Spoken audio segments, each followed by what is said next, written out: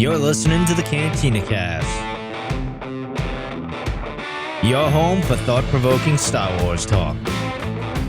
Join Adler and Jonesy in breaking down the latest news, trailers, movies, and of course, your favorite characters from a galaxy far, far away.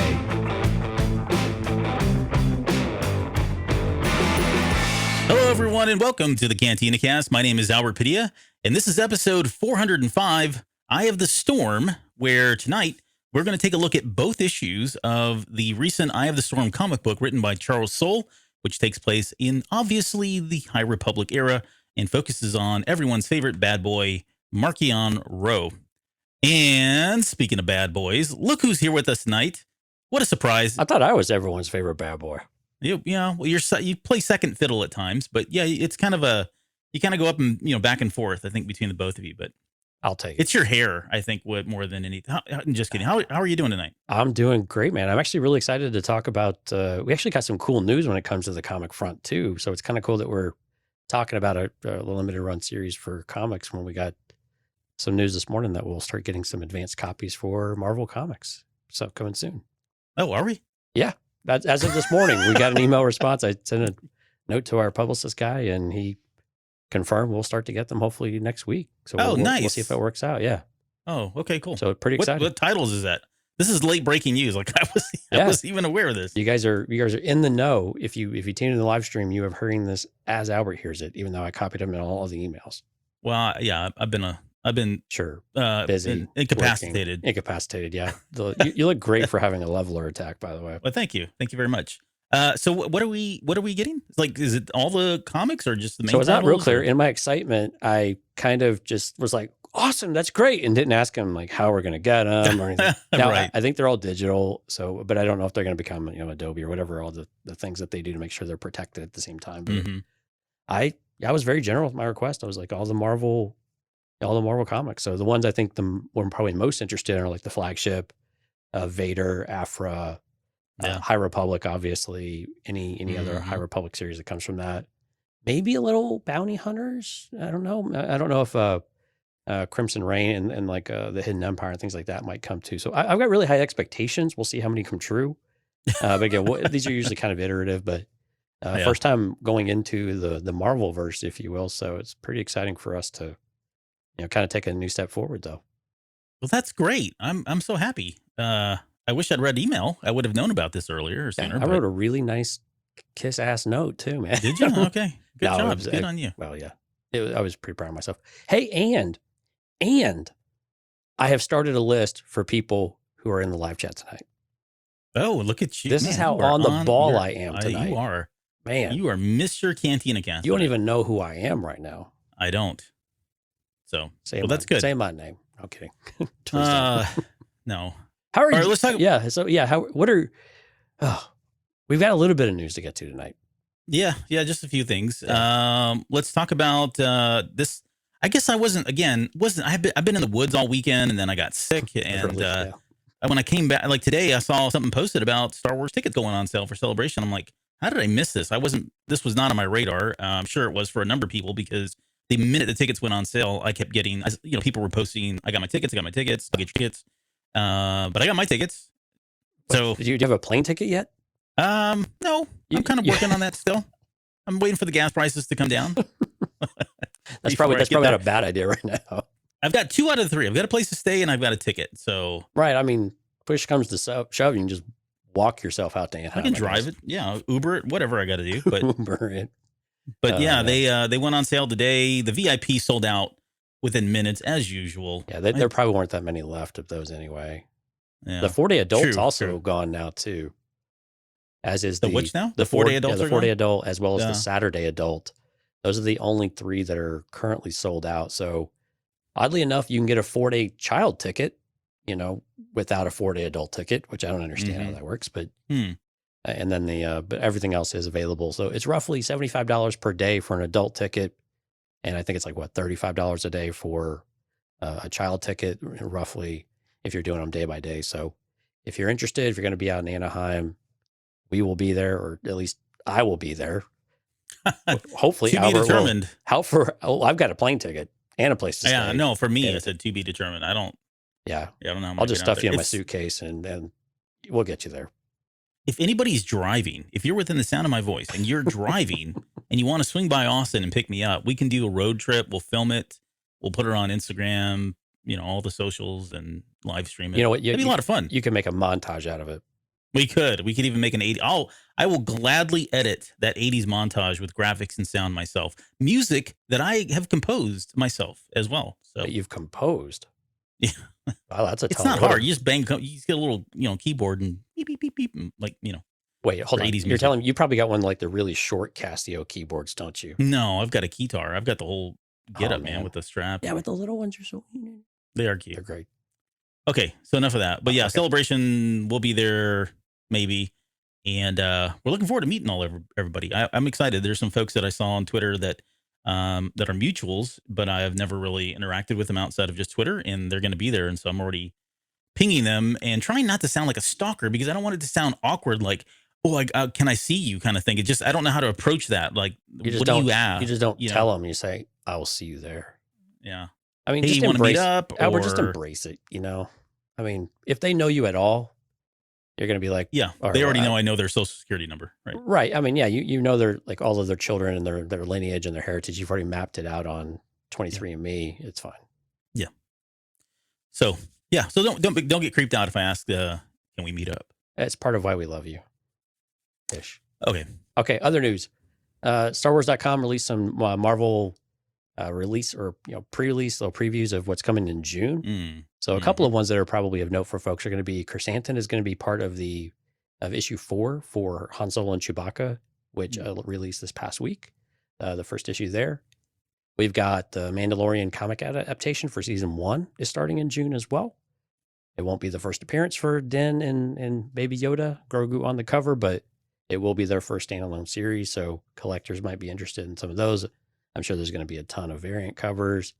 There's also a very interesting cover for Obi-Wan Kenobi #2, which has a very suspicious looking beast on the cover.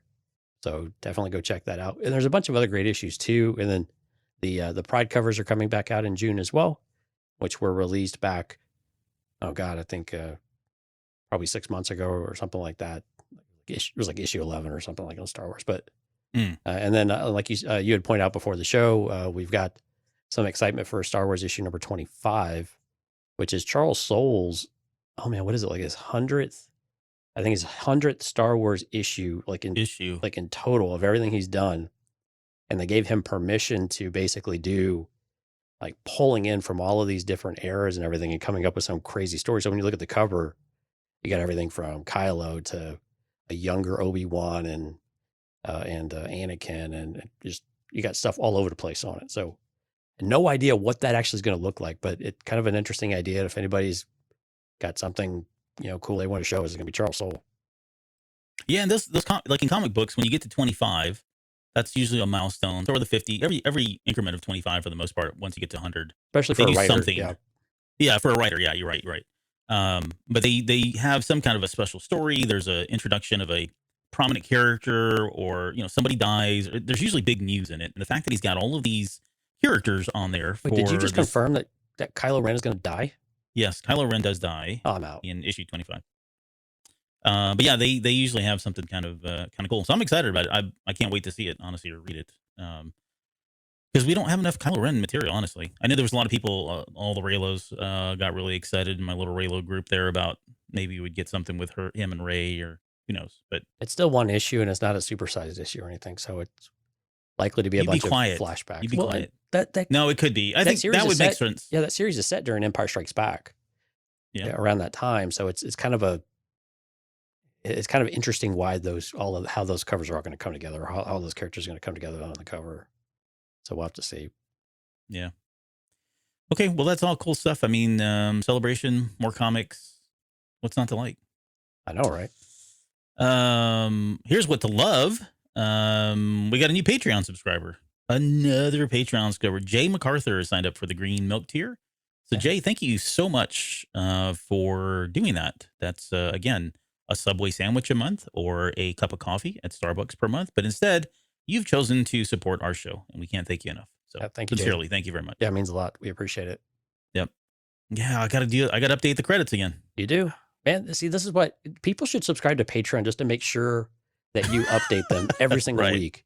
Drop every other week, and add yourself back every other week, so that way I have to just keep, make my life Oh miserable. no, don't do that. But I mean, still, but if you want to, I won't begrudge you for it either. Yeah. Because just to hear Albert squirm before the show, like, crap, I didn't update the credits again. It's every week. It's pretty much every week. Literally, that's what happens. All right. Well, hey, and you put a call out last week about our voicemail. We talked about it. Yep. And we had someone deliver on it. Yes. Did you know we have a voicemail? I did know we had a voicemail because we have a phone number. We do have a phone number that you don't ever remember the number for. No, but guess what? I'm one step ahead of you, Mr. Jonesy. Oh, look at that. He brought it back on the ticker. I got a ticker. So our phone number is 803-717-CAST. That's 803-717-2278. If you'd like to call, please leave your name. Now, you can call us, leave a voicemail. Operators are standing by. Yeah. You can text us as well. You can text us pictures, and we'll reply back with pictures. And I don't know. Or if maybe you're in the mall or something. Nobody goes to the mall anymore. Okay. Maybe you're somewhere at, I don't know, a store, and there's something that looks like a Star Wars thing that you think we'd like. Take a picture, text it to us. We'd love to see that kind of stuff. So it's been around for like 2 years, but we finally got a voicemail from Tyrone. Yeah. So yeah, actually, it has been longer than that. So I'm going to attempt to play this on the air. We should have tested this before, but you know what? That's how it goes when I show up like 3 minutes before the show starts. So here we go. I'm going to add this to the stream here. And hey, this is Tyrone. Really love your show. Just found out you guys have a number, so I was trying to let a message that said I love your show. And I had an interesting show idea for you guys because you guys are so in depth. I didn't like the last 3 movies until I thought about the movies differently as the Palpatine saga. I feel like the movies are more about Palpatine than they are about Skywalker. So looking at that viewpoint with all the books and all the movies combined, I think the Palpatine saga would be an interesting subject. All right, you guys are great. Talk to you later. Bye. Look at that.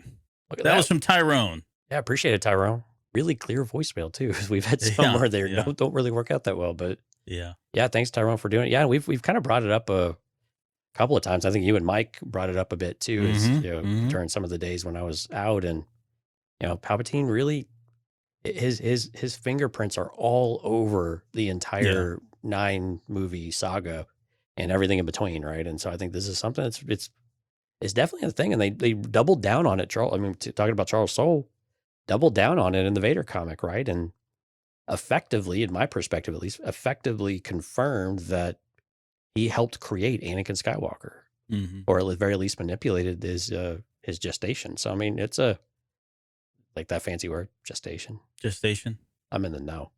Yeah, but I mean, so it's not it's not crazy. No, it's not. I mean, yes, the series is about Anakin Skywalker. At least the first 6 movies, you could argue, are definitely about Anakin Skywalker. The next 3 came out. That got turned into kind of like, oh, let's rebrand it as a Skywalker saga. I get that. But, he makes a good point. If you really look at it holistically, because of the way that last movie ended, and the fact that we didn't have, and we had a pseudo Skywalker, or somebody who took the moniker of Skywalker, then it's just as much as Palpatine's story as it Anakin's. And that's not probably fair to say, because at the end of the day, I truly believe in my heart it really is Anakin's story. But there would be no Anakin if there wasn't a Palpatine, right? At every facet of his life, from the very beginning until literally the very end. And even beyond that, right? He lived past Anakin Skywalker, and made his reappearance there in The Rise of Skywalker. So yeah, I get it. It would be an interesting take, though. So I don't know. Maybe we can do something with that sometime down the road. But nonetheless, thank you very much for the voicemail. It's always cool to kind of see that pop up, and we have the ability to play it on there and give you like the 5 minutes of fame that you deserve for going the extra mile. Well, I mean, what I like about it though is there's with a protagonist, there's usually an antagonist that's always right there with them along the way, so that you would have 2 bloodlines or family bloodlines running in parallel with one another and crisscrossing and weaving. Makes a ton of sense. I mean, and again, it's a little uneven there at the end, but yeah, I mean, it is very much a thing. And I really hope we do get some sort of prequel Palpatine at some point that tells us, that finally rips off the Band-Aid of Plagueis and all that good stuff. Oh, you want to get into all that, huh? That's really, well, I mean, I want to know what's canon and what's not canon anymore. Like, what's the actual story now? How similar is it to what we know, or is it very, very different now? Yep. Inquiring minds want to know, Albert. No one gets that reference, Jonesy, except me and anybody that's like over the age of 30. That's most of our listeners. Many of our listeners. I don't know. We have old souls for listeners. It's okay. That we do. I'm going to try to stall here. Okay. Because what do I need to talk about to buy you time? I made an album. So I want to save we're about to get into the actual comic now. Okay. But I actually created an album of pictures. I took some pictures of the comic without like ruining the comic, right? There was just some key moments, some key pictures that I wanted to like show, and I don't know where they are. So Jonesy, let's start with you. Why don't you just kind of walk us through, who wrote it, who penciled it, and then maybe some opening thoughts, and I'll let you know if I found it by then. Okay, sounds great. Of course, this is written by Charles Soule.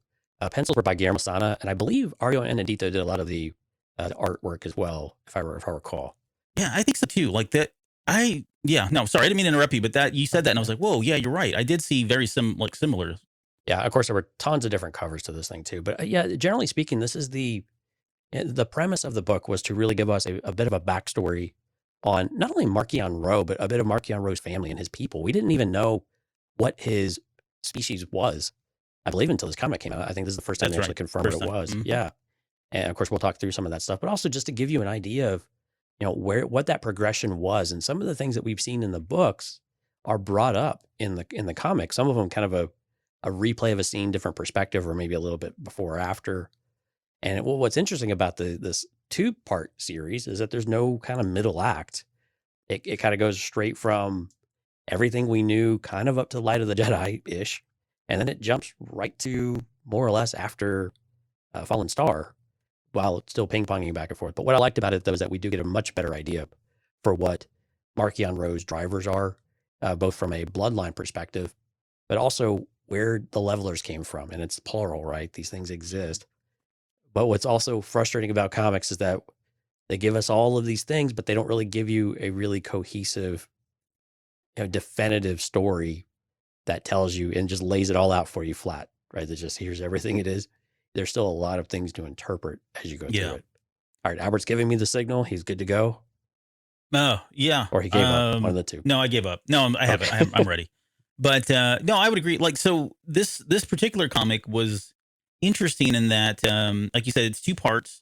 When I opened up the cover, I really kind of went into this one like blind. I know that sounds weird because I like spoilers and all, but there was just something about this comic where I felt like if they reveal some of the origins of Marchion Ro, I kind of want to go in without spoiling it for myself. I just wanted to kind of experience in that.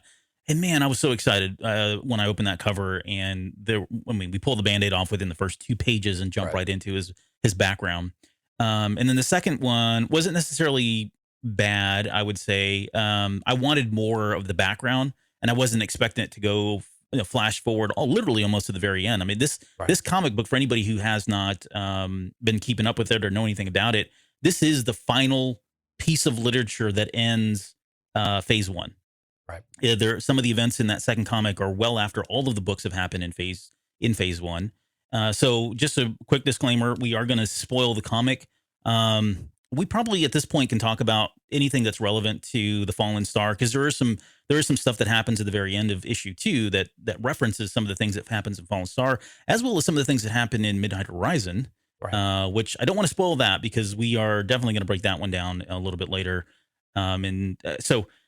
But yeah, the way it was split up was pretty interesting. But honestly, I could have gotten a 6-issue series on Marchion Ro, and I would have been pretty happy. But I think that's probably going to be something we get over the course of the next 2-3 years, is really what's going to happen. So what I thought was interesting though about it is that the book felt really long. Each issue felt really long, and they broke it into 3 parts for each book. 3 acts. Yeah, in each one, and it really didn't feel like a 20 or something or 30 something page book. It really felt like 40 or 50 pages. It was really dense to where there was a lot going on, and again, it wasn't always like the beginning part. The first 10 pages you could probably summarize in about a paragraph, but as you start to peel back the layers of what that meant and you start to try to pull the character into that, is where it gets really interesting. So hopefully we'll be able to get into some level of detail for that. So maybe we should stop teasing and just start getting into it now. Yeah. Let me share my screen here. Before we do, I didn't get a cover of the first one, but that's the cover. I just had it here. Everybody's kind of seen that one. I've got. Yeah, for those listening, it's the same as our title card that we've got there. Yeah, the title card. Well, they can't do that either, but yeah, it's the. Well, they can see it on the feed. No, I know. I'm just kidding. I'm kidding. And then I'm holding up the variant edition for number 1, which is cool. I picked up the variants on these. I think I got all of them. There's number 2, sitting there as the Thinking Man, Marchion Ro, the Thinking Man, and that's the last one there. Right. That's not going to focus. Oh, there it goes. But that's just him without his mask and looking very kind of a handsome looking guy. Yeah, very stoic. Very stoic. All right. So let's see. So this let's add this to the stream, and it starts with he's kind of sitting in his throne. He's sitting there talking to somebody. You don't know who that is until the very end, and he's basically saying, "You're afraid of me." It's kind of what we're showing right now. But yeah, he's sitting aboard the Gaze Electric. At least in this particular very first part of the comic in issue 1, this does take place post Fallen Star, and we get right into the first act, which is called The Truth. And now every one of these acts has like a little, well, I don't know what you would call this, maybe a descriptor of some sort, a descriptor sentence of some sort. Right. Yeah. It's got almost like a theme. Yeah. Yeah. Like that's better. Think about like the way the Clone Wars had like a little byline at the very beginning. Yeah. There you go. Think kind of like that. Yeah.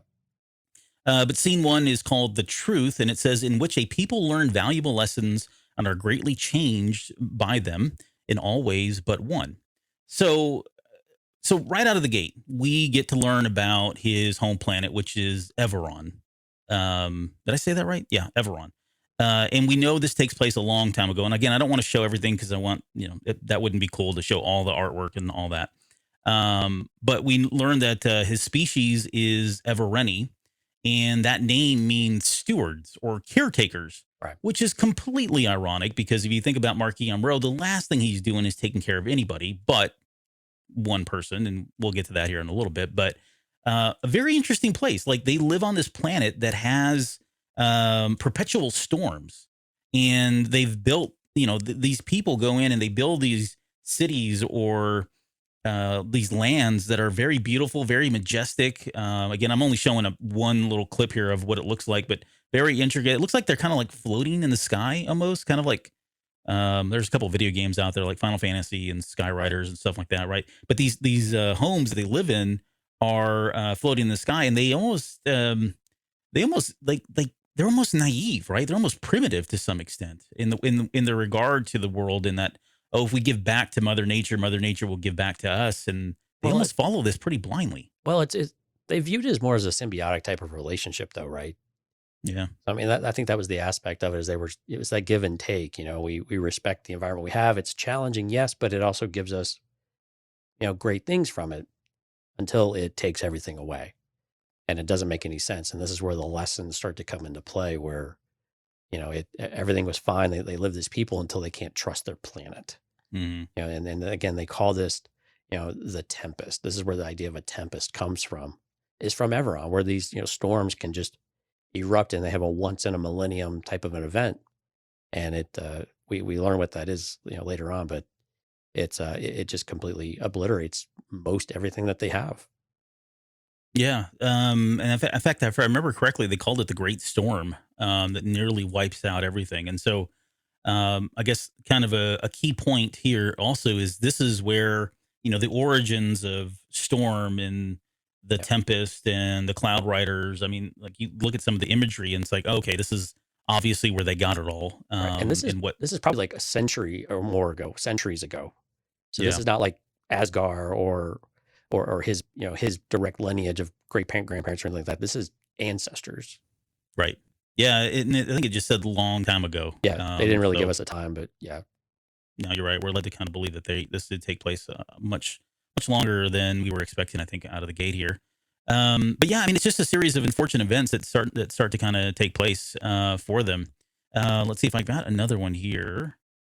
So yeah, this great storm comes, starts wiping out all of their towns and kind of puts them in disarray. They almost go into like this post-apocalyptic type environment where they are having to survive, and they quickly find out that the rulers, the people that are, bejeweled and have all the money suddenly turn their backs, I guess, on the common people that are suffering because of this great storm, and go so far as to, like, I think there's one image in here where, like, I think they kill some of them as well. Yeah. Um, I mean, sorry, and you that's say the it. thing. They keep learning these lessons, and they keep learning. And I think you're going to see these parallels with how Marchion Ro works things later on, and a bit with Asgard too. But Mhm. yeah, there's this cycle that starts to develop, and so they can't trust their world. Okay, so then there's a few of them, and they can't trust basically their kin or their people, right? And then they can't trust their families, and they can't trust. I mean, that they learn a lesson that they can't trust this, and until they finally have to explore off world.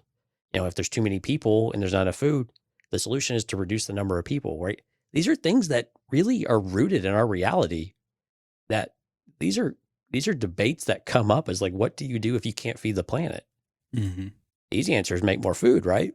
But as we see in some of these images, it's like, no, if you can't provide, then they kick out the one who they think is the problem, Yeah. and literally kicking the father of the Yeah. family off the I mean, platform. Yeah. and this guy was like, he went out to go fish to go get food, and I guess, I don't know, I kind of perceived it as though he didn't fish enough, or he didn't come back with enough, and so he was like, well, we got kids, and sorry, Dad, but you're just not cutting it. So she, kicks him right off the ledge, and I don't know, he falls to his death on this planet, I guess. I don't. Right. But that's kind of the state. So what they're doing is they're setting up the mentality that the Rows come from, and we'll see really good examples of this, of how this just kind of manifests and evolves and matures. I guess is maybe not the best word to use, but Yeah. it definitely, you're starting to see the origins of Marchion Ro and his family, and what makes him tick, and why he's wired the way he is, and it's a lot of it is just ancestry, and that's just how their people were raised and brought up. Um, so at some point here, there's a couple of other. Let me see if I've got any more here. So yeah, so they end up going into kind of despair. Things get really desperate, and finally, a group of these Everoni decide they're going to go ahead and just leave off world. Right? They're going to jump into these spaceships, which look very like right out of the 50s Right. movies.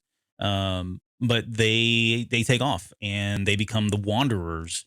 Um, in For lack of a better term, they're heading out to just go find, their world is in such chaos that they want to go find a better place to live, right? Right. Before we move further, the one thing I did want to add about this planet is, this is a really cool planet. Like, I really hope at some point we go back to this planet, like, or learn more about it, either. And maybe it doesn't have to be in this series. A lot of times these things kind of creep up in comic books later on. They may make a note of it or something, but it's very interesting to think that, I'm curious as to where this planet is. Right. I guess is where I'm going, right? Is it in the galaxy that we're in now? Is it a deep space past the outer rim kind of area, is where I'm thinking, because the core worlds would know about this planet, and yeah, it's a big galaxy, and I get it, but this is a very unique planet, given that there's just perpetual tempests, and these people live there, and maybe their lineage is gone, and maybe that's why nobody talks about it, and it's just a world that's rocked with weather now. But in my head canon tells me that this thing they lived somewhere beyond the outer rim,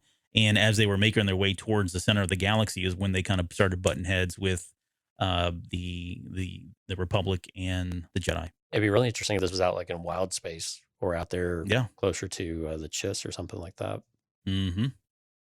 The same kind of color of skin. There were some people that were Well, more theorizing. of a grayish, but yeah. Yeah, they're more of a grayish, but I know people were theorizing, maybe he is Chiss, and he's just like some descendant of a Chiss, or some, slightly different shade of a Chiss that lived, 2 planets down or something. You know what I mean? Right. There's a lot of theories that were going on. Seem to put that at rest, though. Yeah, to rest. Yeah. Yeah. Oh, yeah, for sure. For sure. This is definitely a new species. Right. So the panel you have up right now, though, these are some really interesting and good lines that they talked about, right? It talks about that they quickly started to hone their senses, that if they can, they figured out that as long as I can trust you and you're loyal to me, then we can work together to do this. But they also learned very quickly and in a very fine-tuned way of identifying that moment where your interests and your desires no longer aligned. And again, you go from working together quickly to just completely annihilating each other once again, and turning against one another. And again, you start to see this trend of how Marchion Ro and even Asgard, to an extent, operate. As we get into the story, and as we look at just kind of what we know about Marchion Ro already from the books.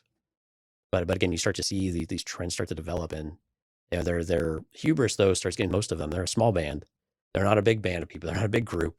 And the rest of the galaxy they aren't the only ones. And they didn't quite understand that they weren't the only ones. They were still very small-minded in a way, or very localized, maybe is more the more appropriate term. They didn't know a lot of exploration. So while they went thinking they could do a bunch of conquest and again, just take what they want, again, kind of more Nihil type of themes, right? Mm-hmm. Well, at some point, the galaxy pushes back and you start to see kind of what we see in the current timeline, where there are many of them and then they get smacked down and there's fewer of them, but then somehow out of nowhere, they start to rebuild and they grow again. So there's this constant expansion and contraction of these groups. But as we progress through this kind of backstory here, we start to understand more clearly, though, that at the end of the day, it's a very singular focus. And it's a very singular person that they've learned to trust. And the only one that you can really rely on is going to be yourself. And this is where I had I had questions for you around, is that as we get through some of these panels, we have a female, or presumably a female, that comes up as a wanderer, right? And she's like, hey, can you, yeah, right here, yeah. So you have to take care of yourself. But yeah, she comes to this group saying, hey, I need, I don't have anything to offer, but it's cold. Can I sit with you? And they, yeah, sure. We have food and everything else. Yeah. And she shares wine with them and of course kills them all. Do you think that the Roes are in any way related to this being, this woman? Yeah, I kind of, so I think they were trying to allude that this, I don't know about interbreeding, or I'm not going there, but it does feel like this particular character, and really all of them, are the descendants. Like they're like Marchion Ro and Asgard and his mom that we'll get to here. They are descendants in some way of these people, if not physically, then certainly on every other account, whether it be, psychologically, mentally, emotionally. These are all these are all the traits that we see in Marchion Ro and Asgard and the Nihil, like you said. And really, what you're picking at here is that it boils down to, they got this reputation of going around to the galaxy, to different planets, to different people, taking what they need, or creating these beneficial relationships. But the minute things started to shift, where there was nothing, now the balance was shifted, where they weren't getting what they wanted from that person, they just offed the person. Like they just killed them and got rid of them without even a second thought. Well, their reputation started to catch up with them, and they suddenly became hunted. I think they were called, I think it was in the panel before this, the Evereni were deemed outlaws and they became hunted. So the galaxy, like you said, started pushing back. They started going after them and trying to take them down, because these guys are, they're an infestation, right? They're toxic in every way, no pun intended there. But to your point, the only thing that they really started to kind of hone on was, we don't care about anybody else but ourselves. And so the name caretakers takes this very perverse kind of meaning by the end of this particular part here, because you're thinking they started as the caretakers of the world, right? They were taking care of their planet and they loved their planet and didn't sound like they had a bad bone in their body. And by the time they get to this point, they are just cold-blooded murdering people left and right, taking what they want. And really the caretaker piece stuck, but it's, again, more about themselves than anyone else, right? If your interest can align, if their interest can align with yours, then you're fine. The minute that, again, that shifts or changes, you're done. Right. And you start to see the way that the Nihil ideology is taking shape. And it also makes sense why you only see one or two of these Evereni at a time, right?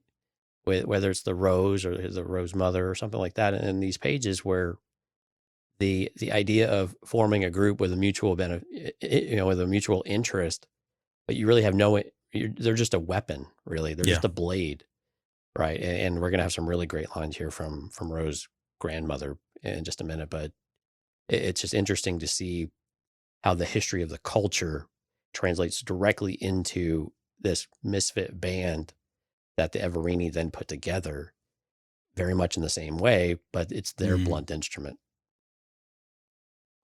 Yep. Let's move into scene 2. Scene 2 is called The Lie, and it reads, in with a small family of Evereni wanderers in the time of the High Republic find something they sought for generations. And this is a very, like we talked about it being dense. This particular one is super dense. There's so much that gets, we'll probably end up spending a lot of time on this one, quite honestly. but it takes place 20 years before the events of the Great Disaster. So presumably Marchion Ro is probably, I would say he's probably about 8, 9 years old, maybe 10 at the most at this point. And we've got an image right now where he's standing here just staring at this lifeless Mary Santeca, right? The corpse that seems to be just kept alive for nefarious purposes. But we get a lot of insight in this particular chapter. We get a lot of insight into the house itself, into House Ro. We learn about Asgar's mom, Marchion Ro's grandmother named Soule. We also learn that the Nihil were actually started by her mother. Right. So it's almost like it was started by, I wouldn't say it's a patriarchal society in any way, but it was the grandmother that started it, passed on to her daughter, then passed on to Asgar, who then passed it on to Marchion. And when I say passed on, Yeah, we use that pretty loosely. very, very loosely. It wasn't like a son, I'm going to hand over the keys to you. This was a son, you're going to watch me die here, and that's cool. But yeah, it was very cool to see Mari Santeca, and at least get some confirmation that she's been around. Like when we had talked about her back in, what was it? Was it the Rising Storm that we first got her in? Yes. I'm trying to remember now, but whenever it was, we had a lot of speculation as to, how old was she? When did she come in? Is she a prisoner? And I would say her relationship is very similar to the way what we saw in the the Rising Storm. Like, Yeah, it's very consistent. it's consistent. I think it's fascinating in a very sick and perverse way, but it's just, I don't understand how she got in here and how she seems to be just okay. Like, she's a very nice person here as well as she was in the book, where she's like, oh, Marchion, and hey, so-and-so. And I can't tell if that's her being nice. Is she delusional? I just don't know, but it's a very weird relationship that they have where they just kind of keep her in a jar like this. Yeah, it's kind of messed up. So we've got an image here where we've got a little pipsqueak of a Marchion Ro. He doesn't get very much larger. Now, here's the one thing that I thought was really creepy about all He's of this. disturbed. Yeah. This guy is messed up. So, and this is an aspect of Marchion Ro that we have, to my knowledge, I don't recall this ever coming up in the books. No, there's no way that we had been described that he sees people differently Yes. as we see it here, who's, like you said, it's kind of like a skeletal corpse almost. Yeah, I mean, in the show notes I see dead people, because he looks at people and he sees death, and I guess that's my interpretation of it. But literally in the comic, it shows Mari Santeca, and then they've gone to great lengths to recolor it. It's like all in red, as it's Mari Santeca's face. It's all in red. Her eyes are all sunken in, like her eyeballs are gone. Like, she looks like she's a dead corpse or something, a shriveled up dead corpse. Not that she doesn't look like that alive already, but she looks much worse in this image. But how creepy! And this isn't the only one. Let me see if I got the other one here. Did I get the other one? I didn't. There was another one where he's looking at his grandmother, his dad, and his dad. Yeah, and he looks at them, and they're dead to him too. So yeah, he's got some. Now, the apple doesn't fall too far from the tree here, which we'll see in just a little bit. So this whole family, they've got some pretty serious mental issues. Right. But the really interesting part of it, though, is Soule, right? Because like you said, we learned that her mother set up the Nihil, but also she watches Marchion very closely. And she's identified that Marchion is something special, because who is the first person that he gravitates towards? It's the person with all the power.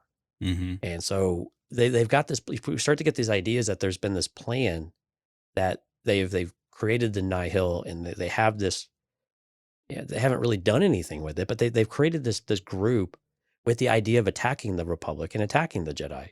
They have some old business to settle, right? There is a score to settle in some way that we still don't really have a totally clear picture about. But she sees this she recognizes this ability in him that, there is something, he is going to be, where the Nihil or the blade, or maybe the Everini, their history is the blade. He is the sharpest point. He's the part that's going to finally push this whole thing forward and actually accomplish what they want to happen. And that's kind of where Asgard and Soule start to get into a bit of a disagreement. Yeah. Yeah. And I took it as though there's a part of me that thinks that Asgard felt like, hey, we've been talking about the plan for a long time, too long at this point, right? With grandma, now with you, let's just get moving here. But then I started thinking about it too. I wonder if at any point he started to feel like, wait, what about me, mom? Yeah. Right? You know, I think like that's exactly what it is. Yeah. you're calling out Ro or Marchion as the blade and the one that almost like a chosen one, almost like a prophecy of sorts. And yet here I am in front of you, fully capable, ready to go, you know, integral part of the planning that's been going on for years. And, you know, you're talking about that kid. And this kind of plays into a very sick thing that happens in just a few minutes here, as well, which probably could, you know, I don't know.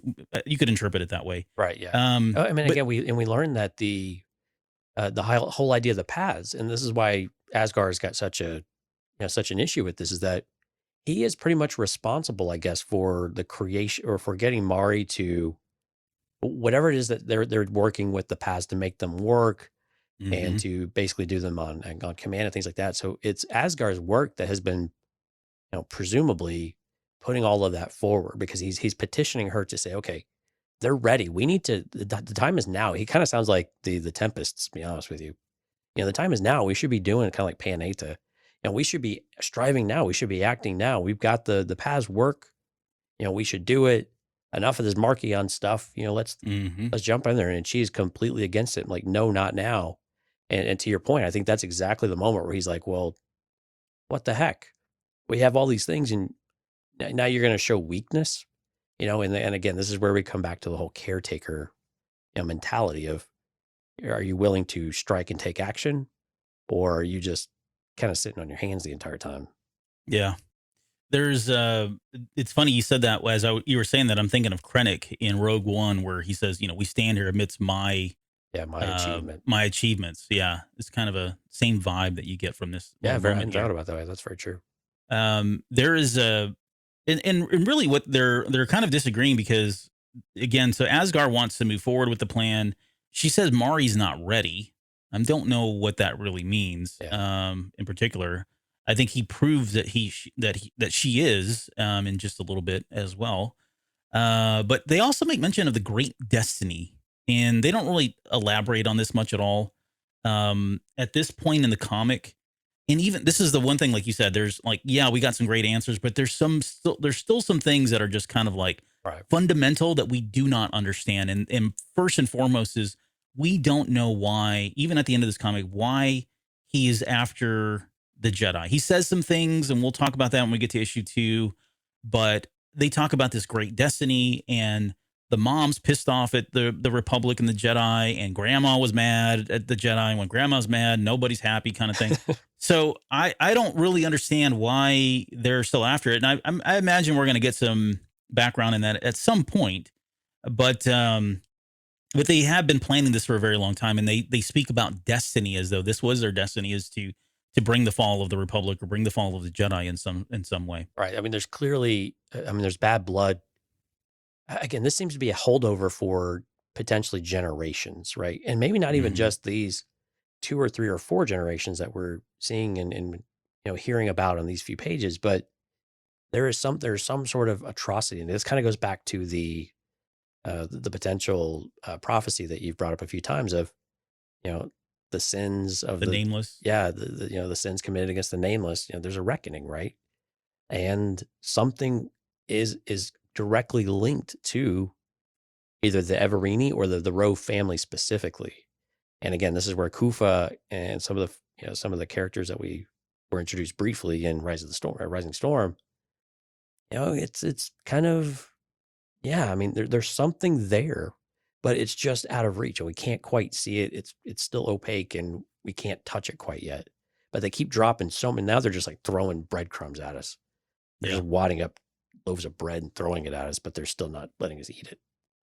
Speaking of throwing things, yeah. So she makes some cheap comments. So they get into this argument, right? You can see here, we've got her up, and do I have the picture here? Yeah. So they get into this argument, and she makes a off comment about, she takes a dig at him and says something about, why don't you go kill some people, like, your worthless dad and your worthless grandfather, to paraphrase.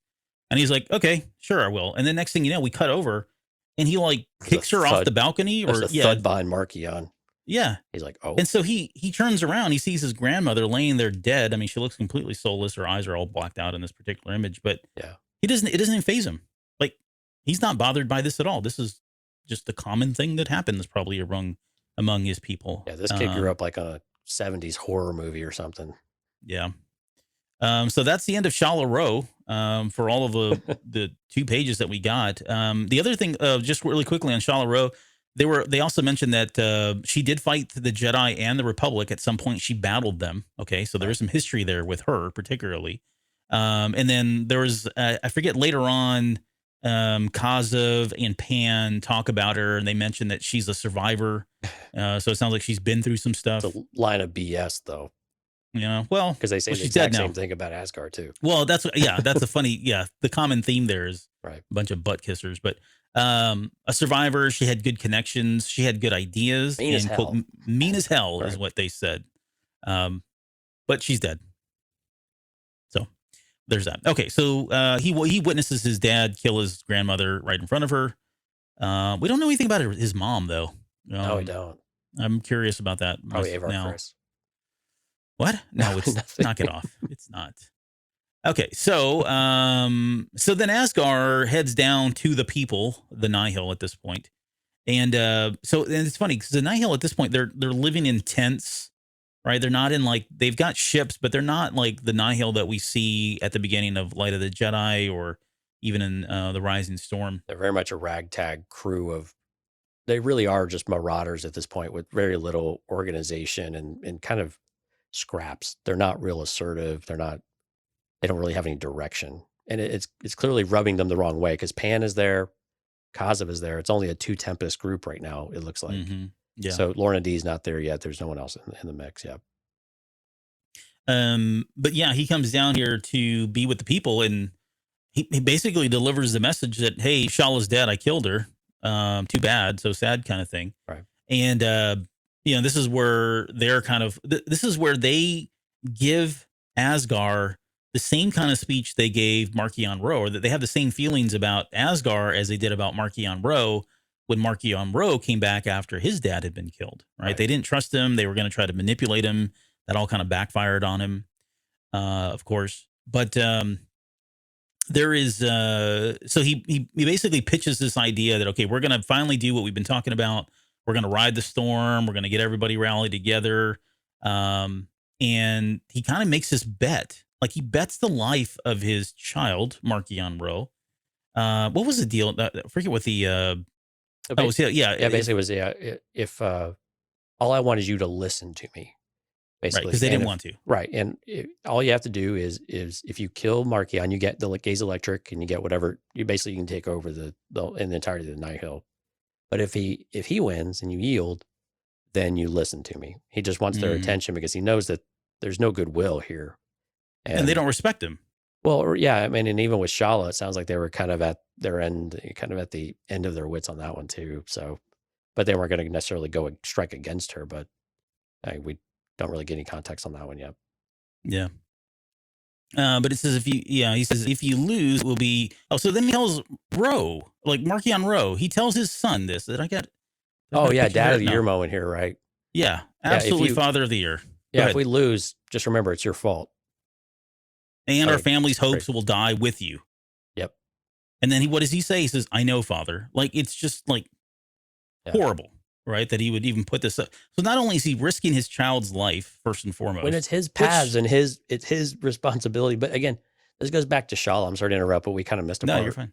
Yeah. One of the things that Soule told Asgard that you have to do, again, she thinks so highly of Marchion, right?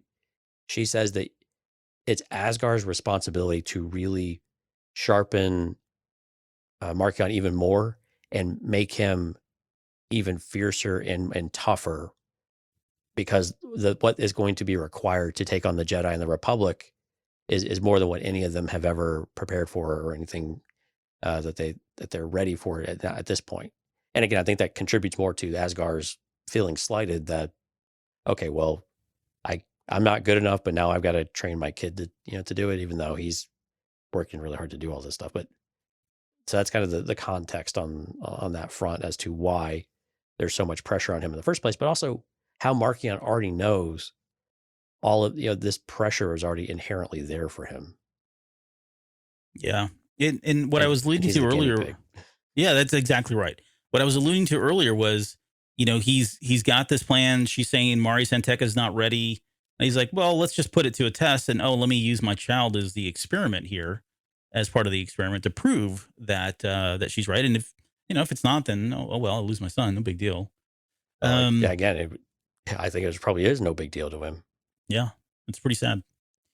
So he, of course, Marchion Ro is kind of like, okay, Dad, thanks, whatever. Gets in the vehicle, and so they end up having this battle where, in the image that I've got, this ship here with the green around him is Marchion Ro's ship that he's flying, and then he's battling all of the Nihil and their ships, which don't look anything like the ships that we see.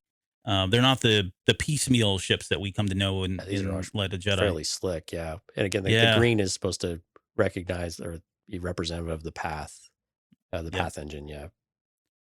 So yeah, he's going around. Yeah. He's paired up with Mari Santeca. Mari Santeca is feeding him these paths for him to kind of maneuverate, and he's almost like this ghost. He's just disappearing left and right, and they can't keep up with where he's at, and so he's just picking these guys off left and right. And of course, Pan and Kazav are like, "Holy bananas, this is crap. Let's forget it. Let's just surrender." And so they do, and Ro doesn't stop.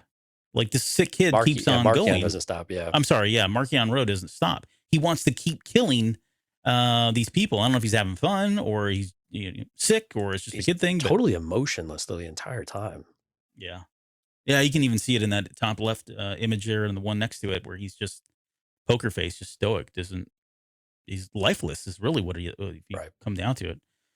And so Asgar tries to stop him. And so he doubles down in this whole, he basically tells him, look, if you don't stop, then I, quote, have no son at all. Like, meaning, I don't know, he's going to kill him or disown him. And he finally stops for that, which just speaks to... Well, he's going to cut the paths off. And then he threatens him. He says, you're not going to last. And what's going to happen then if I turn the paths off, they're all going to wreck you. And then I have no kid. Yeah. And that it finally gets through to Marchion a bit there. Yeah, the part of it that for me that again is perverse is him saying that he's not going to have a son. Like what actually made him stop was this belief that his dad.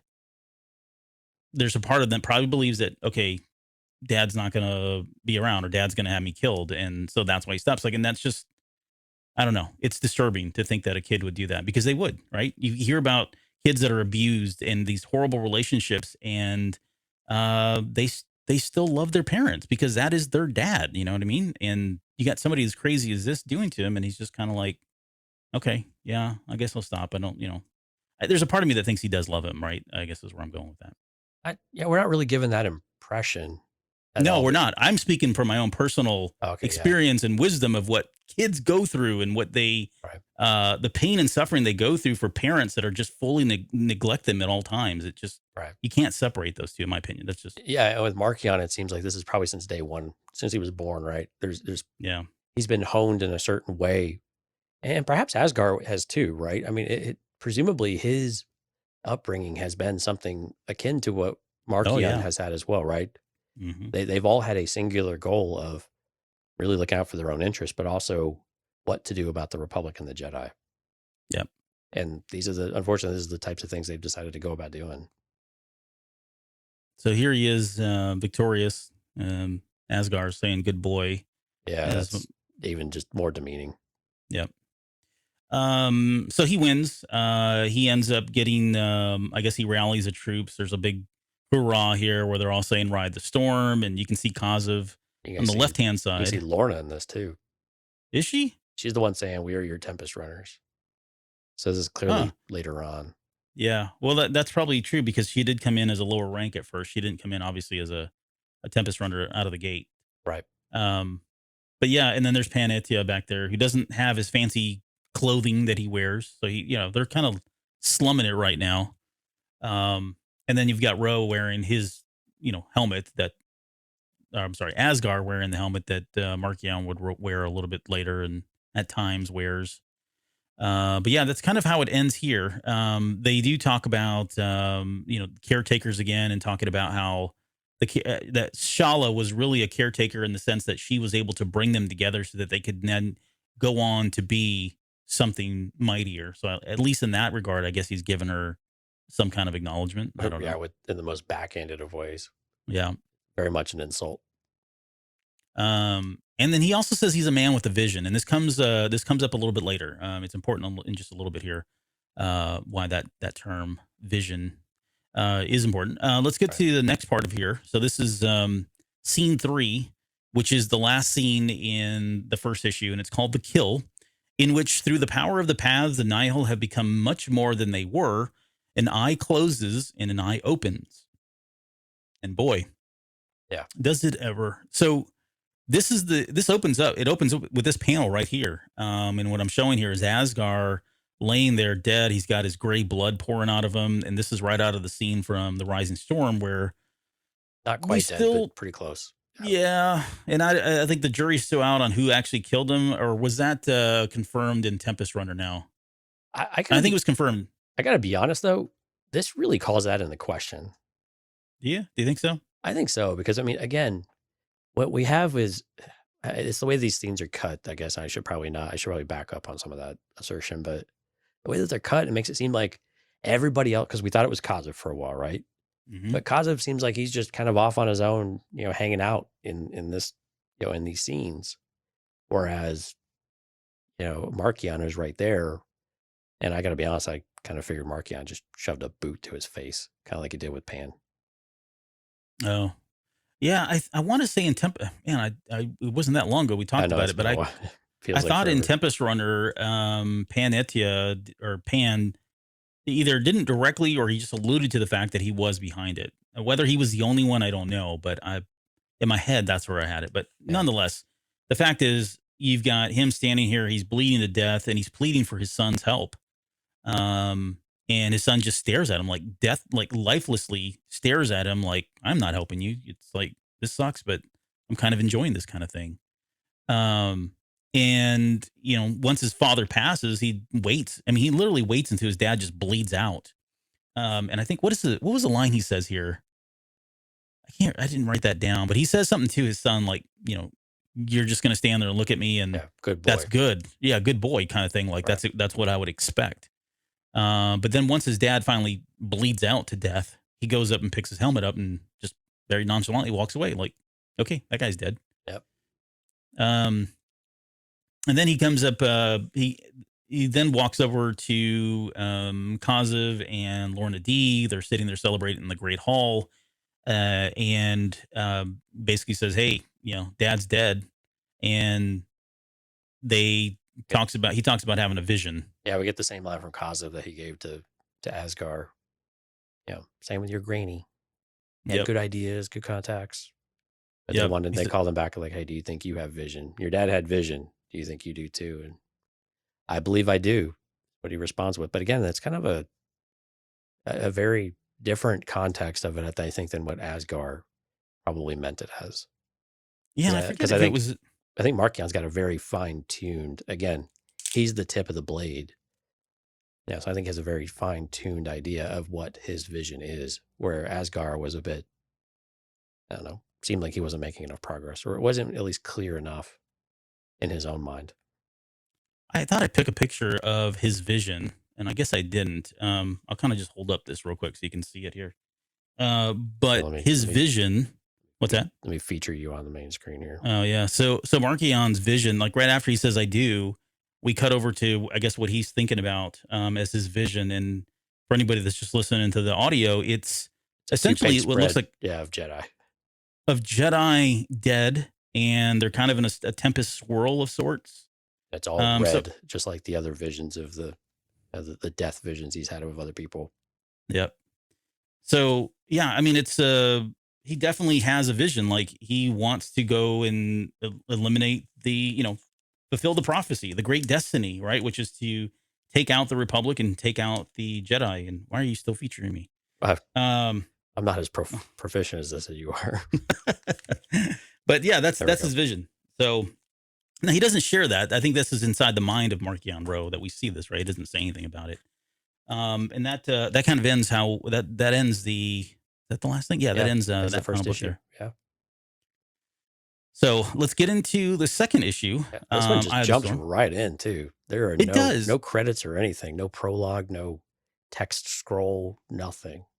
Well, I thought that was interesting because we had an Act 1 in the first book, and I was expecting to see Act 2, and we don't. And I wonder if that was that intentional, or I don't know. It's just bizarre that we had. Why would you say Act 1 in issue 1, and then you don't reference another act unless there is Act 2 is later down the road? I don't know. Might be something else later on. Yeah. But I found that very, very bizarre. But then we're meted by a familiar Jedi. If you read the High Republic Adventures comic books, which is usually the younger readers, you recognize his character immediately. And I was shocked to see him. I was like, no way. Yeah, this poor dude. So this is Master Obertuk. Yeah. Yeah. He shows, like you said, he showed up, and he actually was pretty cool in the High Adventures comic. Like he was taking a nap. He fell asleep. He went into hibernation before a thing with the Hutts. Yeah. But he woke up at the right last minute and kind of saved the day. Right. Helped save the day. But yeah, you thought he's a weird character. He's got like 3, I forget the race. I don't even know if this is a race that's been in Star Wars before, but he's got like 3 eyes. He's got like a mushroom bulbous head kind of thing going on there. And then he's got 2 arms and a bunch of tentacles, really. It's kind of skinny and frail looking. But what's cool is he can wield multiple lightsabers. Yeah, he actually fashions the lightsabers after students he's had over the that's right. Yeah, so it's kind of an interesting take on what a Jedi Master would do. And again, it kind of speaks to the connection that masters have with their apprentices at this in this stage. Mm-hmm. Which is so funny because, like, again, they give these characters, all these character traits and backgrounds and things like that. And well, hate to spoil it, but this dude's gonna die here in just a little bit. Oh, yep. Now this issue clearly takes place after the events of the Fallen Star. Like at this point, we are like, this picks up right as Starlight Beacon is going down. Like it's exploding. There's fire, whatever, smoke, and it's heading into the. And we have no idea how he came into custody though either. Yeah, I know. I went to go back and read. Did you go back and read High Adventures? I thumbed through them and tried to find it. I didn't see how he would have been captured. But I mean, he's got him naked. I mean, he's really got him stripped down here, and he's clearly he's struggling to touch the Force. He's really disoriented. He has no idea really what's going on with it, and he's kind of in disbelief. And I think Loden was in a bit of that too. Was you can keep doing what you want to do, but you're not going to win. Mm-hmm. Yeah, what was it? He was saying something about he couldn't feel the Force. Yeah, when he reached out, he couldn't. It wasn't calling back out. It wasn't reaching back out to him. So his ability to touch it, it was, again, that's the fear. So you just know there is a nameless somewhere nearby, close enough nearby to where it's already interfering with that ability. And this is who Marchion's talking to, right? You're afraid of me. And now we kind of have a better idea of who he's talking to and why that fear is there. Yeah, right. To reference the opening page earlier on, we talked about the very first couple pages of that first issue. This is who he's speaking to. And you can see the shackles there on the cover. You can see Marchion in all the pictures that they've shown him. He's sitting in a throne. He's holding on to a chain of some sort. So he's just kind of got him here like as his pet. I always thought the chain was going to be attached to a leveler or something like that. Not a Jedi. The other thing that we learn here, which is a tie back to Midnight Horizon, is that he mentions to Obertuk that there is a part 2 to this plan. Yeah. And the part 2 of the plan is not right after the Starlight Beacon is it's supposed to crash into the planet, and thanks to Stellan Geos, it doesn't, but it crashes into the water. Instead of crashing into land, after that was supposed to happen, there was a second wave of Nihil who were going to steal some long beams and some other Republic cruisers, and they were going to head out to the planet of starts with an H. Irem. Yeah, well, they were going to go clean up the trash, basically, of whatever was left. All of the people who were actually able to go and try to help Starlight Beacon, they were going to go out there and pick them off. Yeah, pick off everybody else, and thinking that these were ships coming in to help. They Yes. were going to come in there and annihilate the planet and anybody that's trying to get off of it and everything else. They were Yeah. going to really rub salt in the wound, basically. And these were all, again, Carillion cruisers. So again, and this is, that plan is like the main Yeah, that's what's going on in plot. Midnight Horizon. Yeah. From beginning to end, that's kind of what they're leading up to. So again, I'm sorry if we're spoiling that one. It's been out for a while though. But I love the tie back. I love the tie in, and it's such a dramatic moment. And I don't want to go on about Midnight Horizon because it's an amazing book, but but it's really, I think it's important, and it's difficult to do it without giving too many spoilers about Midnight Horizon. But Marchion Ro has every bit of confidence that is happening. Oh yeah. He mentions it not once but twice in this issue with it, that any minute now this is going to happen and we're going to go and clean up, and we're really going to give them it's that 1-2 punch. You've delivered the knockout blow and they're on the ground, and now you're just going to go pummel them. And that's the idea behind it, right? But they were not expecting somebody to show up, but we won't spoil that.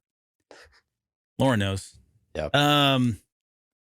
Okay, so and then the last thing that before we move into the first scene on issue 2 is Overchuck is like forced to watch this holo of Starlight Beacon, and it's starting to fall, and he can see it, and he's just completely shocked and devastated that this is even happening, right? I don't remember if it's here or later where he's talking about, like, he doesn't believe it, and he's like, what would you believe? That I went through the trouble of making a holo to fool you, or the fact that this is actually happening? Right. So, all right. So we'll get into scene 1, the wreckage, and it says, in which a group of powerful people realize the depth of their failure and questions are asked. So we jump to Coruscant, and here we've got we kind of missed a part though. Did we? What did we miss? Right. So Marchion Ro says that the Republic is going to focus so much on the how, they should be focusing on the who. And what do we do? So when we jump into this, we get into the political arena in Lena So's office. It's exactly that. They want to they ask about who it is, but they're like, no, forget that. We need to figure out how they're doing all of this. Right. And you can see that natural inclination to want to do that, right?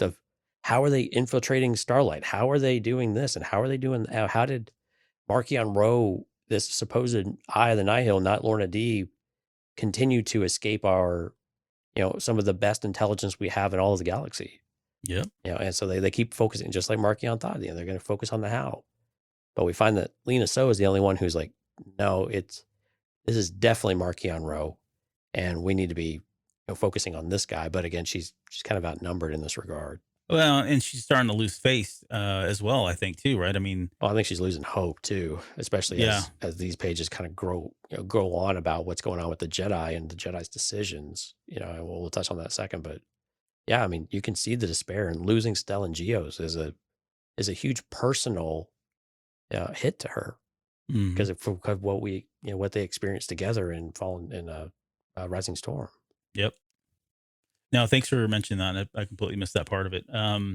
So we get to so they're all in this big debate now about what needs to happen, right? This, again, post Fallen Star at this point.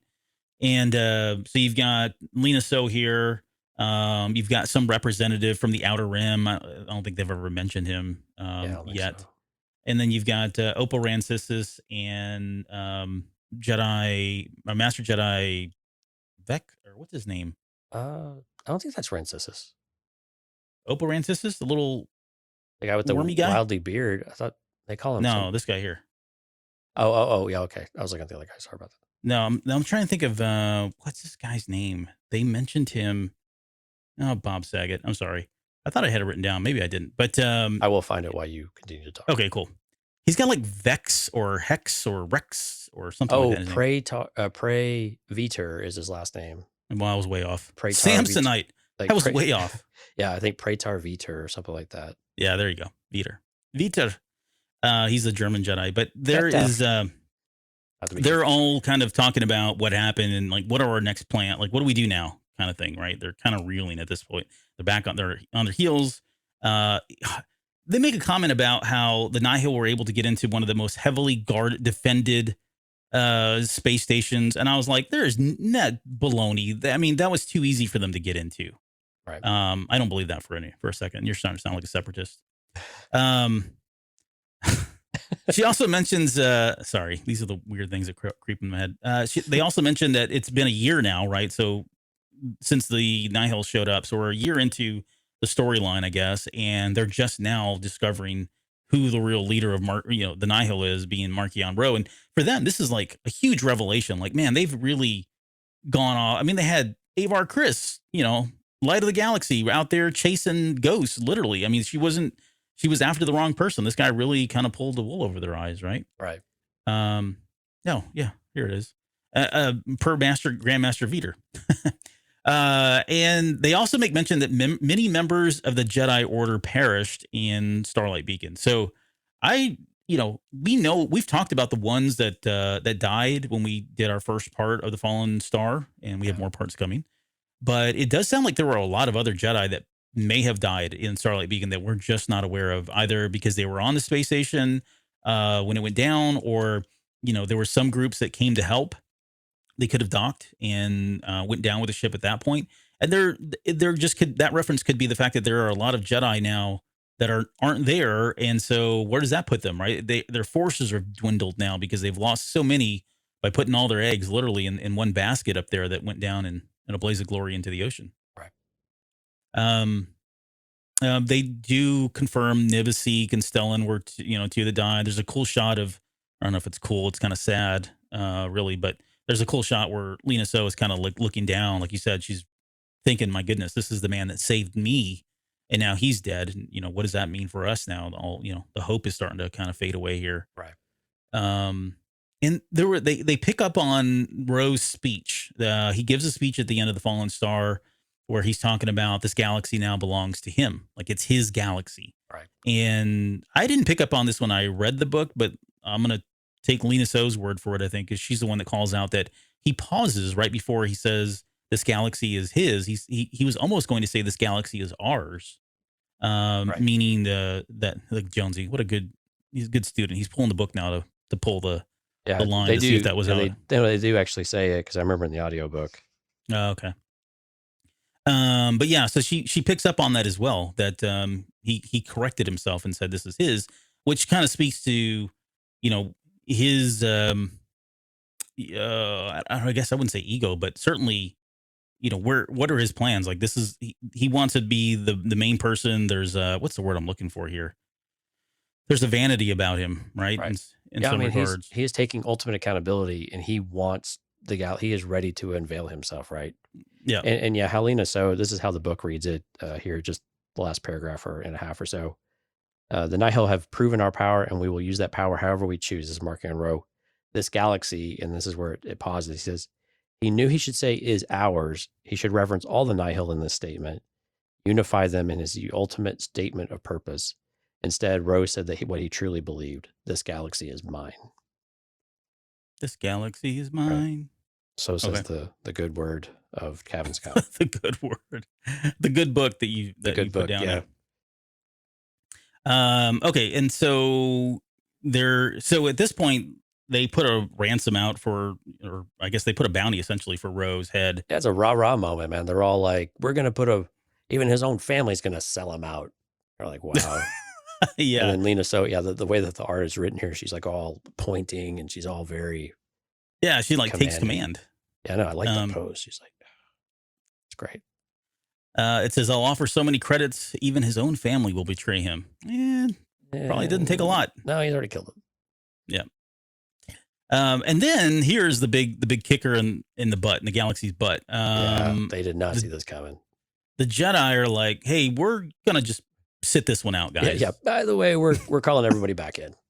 Yeah. So they've literally now called all of the Jedi back to the Jedi Temple on Coruscant. Yeah. And it's pretty obvious, right? You can read the room, and it's obvious that everybody's perception all the wind got sucked out of it. Yeah, because you've got the Jedi who are supposed to be the guardians of peace in the galaxy, and they're essentially retreating. And these guys, Veter and Rancisius, take offense to this. They're like, no, we're not retreating. We're just being prudent, right? We're not afraid, is what they say, because it looks like they're scared. Yeah, they don't understand the depth of what they're up against. And I think, and to be fair, though, the rest of the Republic has zero idea. Lina So and them have no idea exactly what's going on either. And it hasn't been totally clear that Nibasik and some of the others suffered the same fate that Loden Greatstorm did. And they finally start to unveil kind of what that experience is. That it's well, not the experience, but that it seems to be ultimately only Force users that do it. The Jedi are completely powerless against it. They have no information, so for them to leap into action blindly is dumb.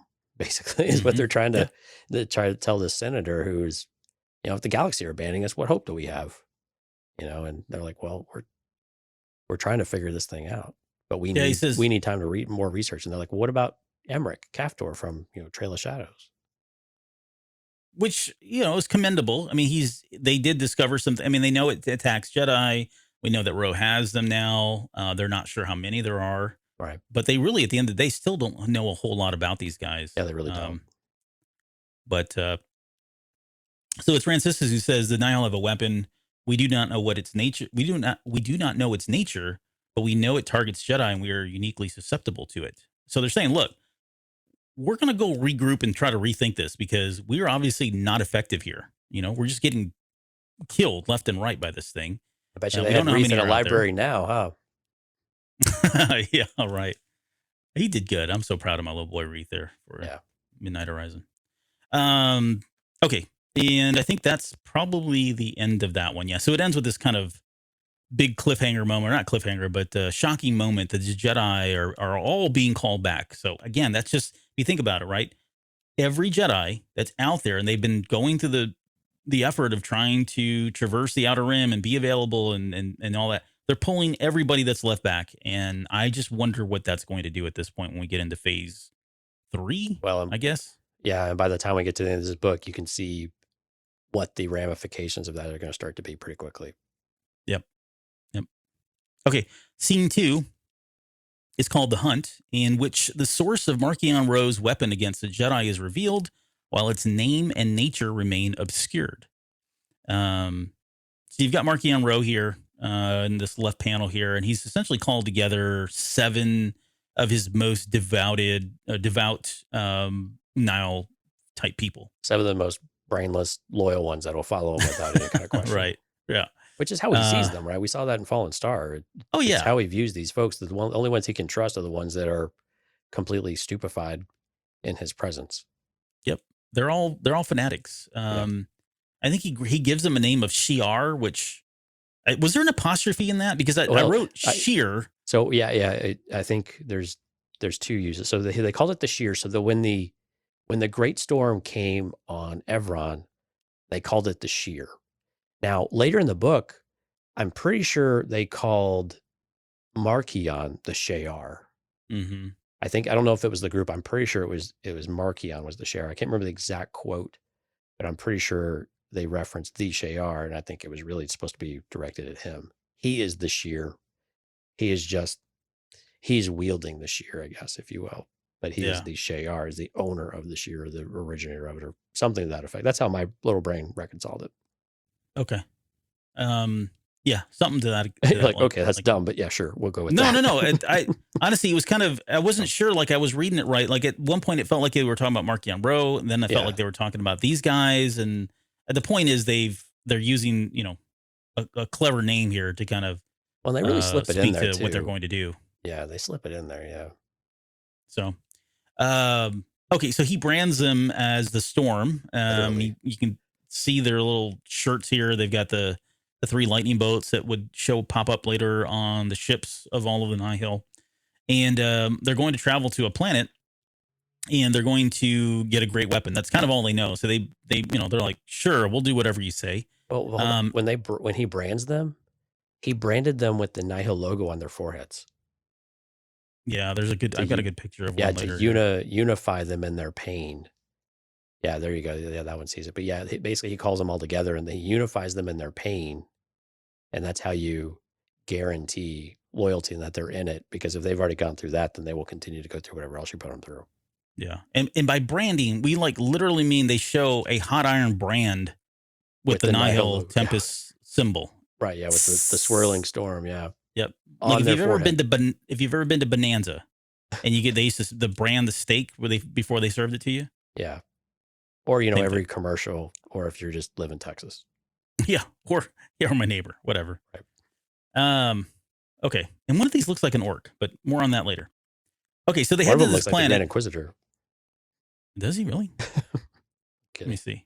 I think he's Oh. immune. A moon. Is that what they're called? A Mun? Mun. There we go. Mun.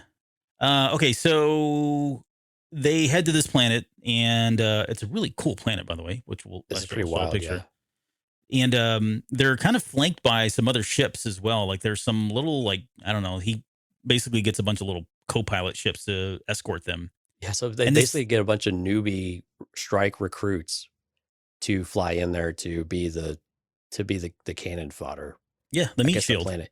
Yeah, what's really so yeah, and the way that they described this planet was that the planet, some might call it a defense system. So it was like this big cloud and a big storm around it all. But really they describe it as it's an immunity system, Mm-hmm. which was a really interesting way of describing that. And the Nihil were the infection. Yeah. And so it purged the infection as they go through. And this is why he needed all of this, is that you have to make the sacrifice if you want to get to the riches that, that awaits you. And so all of these poor blind fools just go into their demise without even realizing it. Yeah, they're almost like a virus that's trying to invade a host of some sort. And that host starts pushing back. And then so what we see, as soon as they come in, there's like this, electrical storms. The planet is pushing back and it starts just tearing. I've got some images up here of, these poor Nihil ships that are just taking the brunt of that, while the other guys kind of flying behind them and are able to kind of land on the main planet here. But yeah, so you can see the planet here, very colorful. Looks like something out of like a, I don't know, Dr. Seuss or the Lorax. It's like a Dr. Seuss version of Felucia. There you go. Yeah. Is that a Pegasus? No. It's like there's like a weird looking Pegasus unicorn and a antelope and a dinosaur. Dinosaur. I see this little Boba thing Fett climbing riding the it. tree. Oh yeah, it does look like the Boba Fett from the On the cartoon, yeah. From the cartoon. Good call. We're really making all this up, but it really does look like Dr. Seuss stuff. Yeah. There you go. There's the one that does look like the Grand Inquisitor there in the middle. So yeah, these 7 Nihil come here and they are here to get this great weapon, and they're kind of asking like, okay, this is cool, but where's the weapon at? And this is where Marchion Ro decides, okay, well, we've got to call it, right? Right. This whole planet's going to react, so get ready for this. We need to call the Nameless. And this is where he pulls his rod out, yeah. Pulls out the rod, puts the purple stone in there. This is the same rod we've seen in the comics, if you've been following those. I'm trying to remember, did they mention the rod in The Rising Storm? They did. At the very end. Again, it was very difficult to understand. I think this is what I remember saying about it, was I had a really difficult time of picturing how they described it and trying to reconcile that with what we had seen in some of the comics, because it was a bit obscured for a long time. And now we've seen it more clearly in a couple of pages now, which is a little less impressive. It looks more like a scepter of sorts, guys, with a crystal you can kind of slip in the top, like it has like a setting, like you would like a giant ring. But it's really kind of like a scepter. Yeah, it looks like something Evelyn would carry. Oh, Evelyn? Yeah. Yeah, from He-Man. Oh, please check out Masters of the, or what's the name of that show? We have. Oh, it's dead? Okay. Manny Faces of the Masters. Manny Faces of the Universe. Yeah. I still got the shirt. I do too. I still want to do it. Like, well, I don't want to talk about it. All right. But it's a purple, a really pretty purple scepter of sorts. Yeah. So he puts it in there, decides he's going to call, and he tells everybody get ready because the planet's whatever's going to happen, the planet is going to react, and it does. The planet fights back. Like it starts sending like hordes of these creatures. I mean, I don't know if it's the same creature. Yeah, we don't know what it is. They look like almost like raising the dead of sorts. Yep. It's a very trippy kind of piece of art. Yeah, and there's like, I didn't get all the panels on here. I'm showing you just one of them, but they're all very cool. And it looks like there's just waves upon waves of these things coming. They're fending them off, fighting them off, killing them or whatever. And they're just biding their time, waiting for the Nameless to eventually show up, which they do, which I'm showing right here. He says, our prizes heard my call. They're coming. And I don't think I've got, there's another shot where you can kind of see them come in from the top of the panel or whatever. But nonetheless, the Nameless show up. There's several of them, it looks like, at least 3 or 4 of them that I could tell. Sorry, what were you going to say? Nope. That's it. So yeah, I mean, I've got questions about why this crystal made the planet react the way it did, right? The minute he attached it, and whether we're going to get that whole backstory or not. I would guess this gem is from this planet, though. That would be Oh, I'm sure of it. Yeah. And I think this is one of those, you talk about balance, right? Mm-hmm. So if you have something particularly strong that you want to keep away from, it has a certain amount of abilities, but you kind of want to protect the rest of the galaxy or some other body from getting to that because of the damage that it can do. What do you have? You have really strong natural defenses as a result, right? That can keep you from those prizes. I mean, think about like it, even in more modernized terms of like booby traps to keep your treasure safe.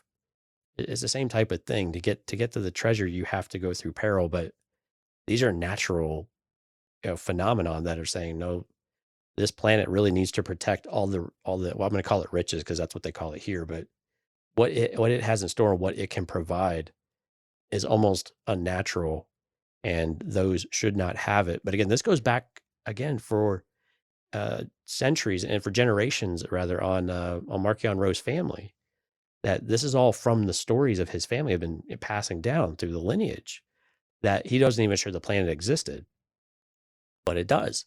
So if the planet exists, then some of these other things must be true then, or there's got to be a root of truth in there somewhere.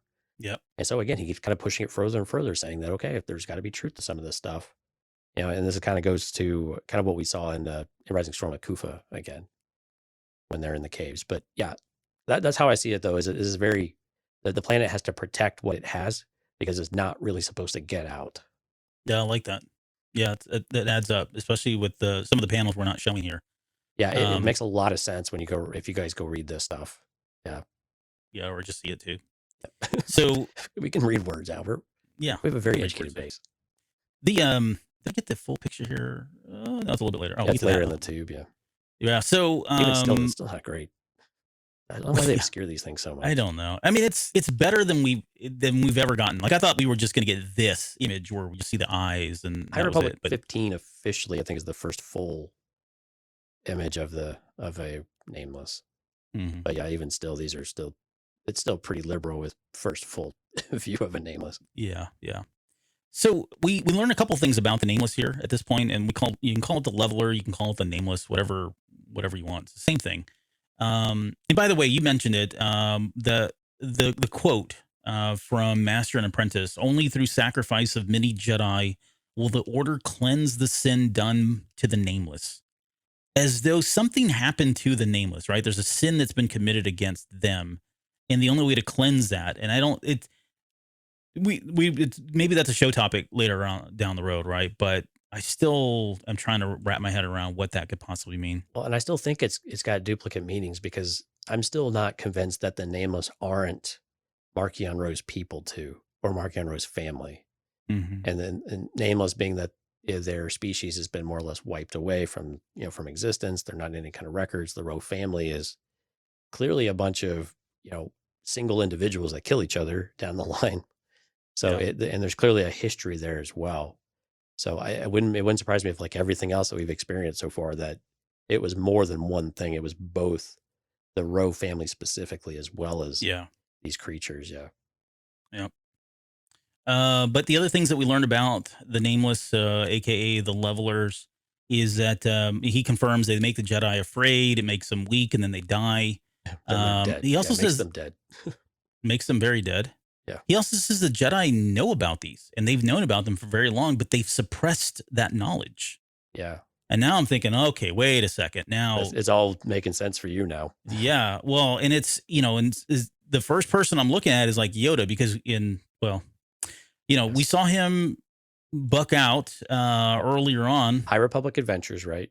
Yep. In High Republic Adventures, he finds a crate and there's a purple glow, and he's like, interesting. And that was the very first kind of idea that we had, that Yoda recognized something that hadn't been seen in a very long time. And then we get stories like this, and then he ducks out, like you were saying. But then we get stories like this where it's like, well, the Jedi have intentionally purged all, they don't talk about it, and they bury it. This is like the Bogan collection of sorts, right? Right. It's just the thing that they want to bury deep down that they don't want to acknowledge because they're so afraid that it'll get out, to the point where it's just lost over time. Yep. And I think that's exactly, it's all leading up to exactly what you had pointed out for us the last few months now, ever since this breadcrumb trail we started to get was where we're going back in the past and we're going to get all of this. Yeah. Yeah, I think that's gonna be exactly good. where we're going. I'm getting more excited about Quest of the Jedi Phase 2 than I was previously. I was a little bit had some trepidation about it, but now I'm Yeah, getting me too. I was a more little excited. bummed. Yeah, I Yep. was too. Especially we get to the like pinnacle of what we're trying to do. This real excitement. But now, yeah, now that this is a type of story we're going to get, or at least a piece of it, it's starting to getting me pretty excited. Yeah. So I think that begs the question of why, which I think they'll explore in Right. the next phase here. Is why would they suppress this? Why would they hide it? The other, and this is in Yoda's lifetime, so that dude's got some questions to be Yep, some be explaining asked. to do. Yep.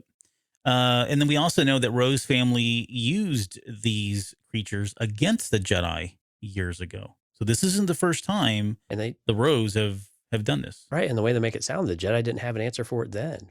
Yeah. So it's very interesting how that actually ended then.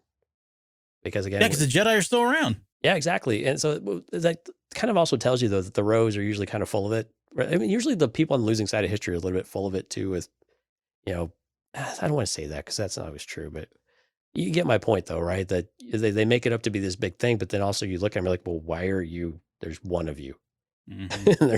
there's thousands of Jedi out there. So did you really make that big of a difference, or are you just all pomp and circumstance? Right. And then you get this poor sap guy. Like he's like the voice of reason here. He's like, look, man. I mean, I love you and all, but yeah. But can you just tell us why? Like, I get it. You're cool and we're going through all this and I love you to death, but can't you just tell us why you're doing this? And he takes offense to this. Like, I can't remember. Answer him. Yeah. And I think he is like, he makes a comment about, I don't know. I can't remember the context of like, it was almost like he could kill him right now for even questioning the why. Right. Well, yeah, but he went through all these. He didn't know what to do in his head. He was like, I could kill him. I could tell him the truth, but he doesn't know the truth. And yeah, Marchion Ro still trying to kind of figure it all out too. Yeah, he says it's not about power, and this is what he's saying in his head. Yeah. It's not about power, it's not about wealth, it's not about revenge. And he says the truth is deeper and simpler, which, okay, I got to think about that a little bit more, honestly. But power, wealth, and revenge are not in the equation unless he's lying. Well, I think he also comes back later and says it is all of those things though at the same time. Well, and then so I don't know if I believe him though. In any given moment, it's all of those things. Okay. I think because I mean it has to be revenge is part of it because he's brought it up multiple times. What his family or what his people, whatever attachment he has to any of that, clearly it's something there. And I think they do talk about that. It was a little of everything, but there's one core component that he comes back to that says this is really why I'm doing it. Yeah. Yeah, and and that's in the next scene here. When he says it's not about revenge, I mean, there's always that thing of, it's not revenge, it's justice. It's just BS is what it is. So maybe in his mind, it's not revenge and it is justice. I don't know. Well, anyways, I don't know if to believe him or not at this point, but he tells this poor sap, I am all that matters. And I do not like people who do not matter telling me what to do. Right. Like I don't have to answer to you. But as we find out in the next scene 3, the triumph, he says, it says the triumph in which no one tells Marchion Ro what to do. Right. It starts, and he's going to use this guy as an example, or use what he says a little bit later here. But we're back in no space. We're in the Great Hall of the Nihil. Ro's kind of having this victory party because Starlight Beacon's in the dumps there. He says, hey, a lot of Jedi are dead. The Republic couldn't stop us. And Corellian fleet's coming too. Yeah. Yeah. Like this is like the perfect day for him. And, and then the icing on the cake for him, the twist of the knife, is the fact that he used the Starlight Beacon's frequency that was supposed to be this frequency of hope in the galaxy, in the darkest areas of the galaxy, as his mechanism, as his forum to give his victory speech as well, right? So he's just gloating about how wonderful all of this has kind of come together. Right. And then he says, but this guy over here, he pulls up the orc dude and asks why, and says, so I'm going to give you an answer. Now, again, I don't know if I believe any of this at this point because of what he was saying internally in his head about it's not this, it's not that. I don't have to answer, right? The truth is simpler and all that.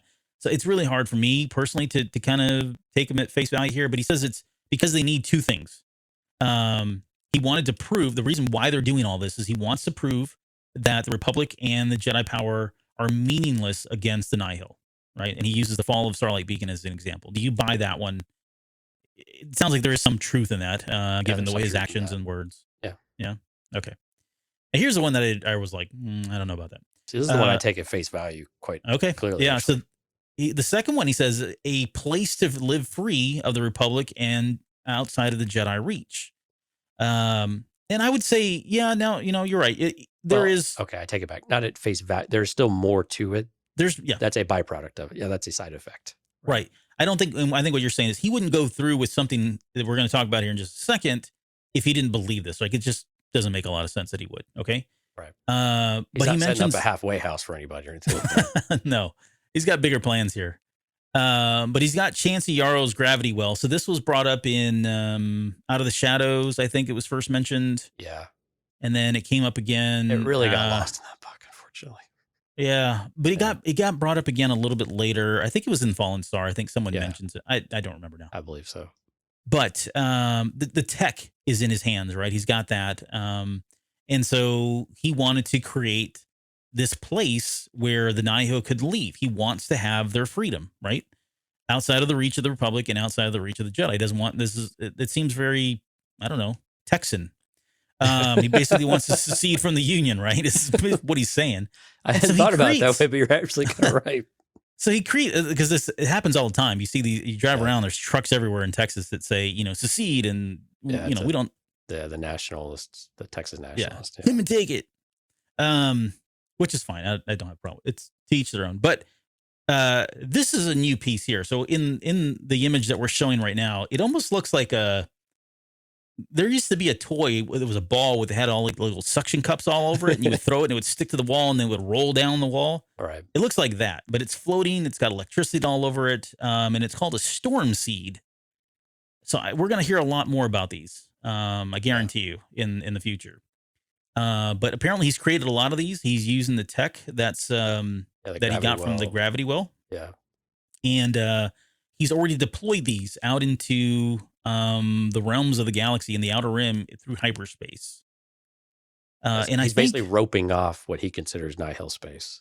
Yeah, that's a good idea. That's a good analogy. It's kind of a net.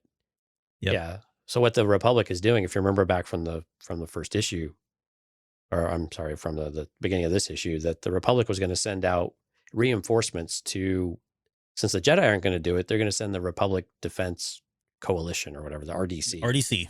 Right. They're going to send them out there to shore up and give them confidence that we are all the Republic, so on and so forth. So they've got these fleets of Republic cruisers all going out into this area.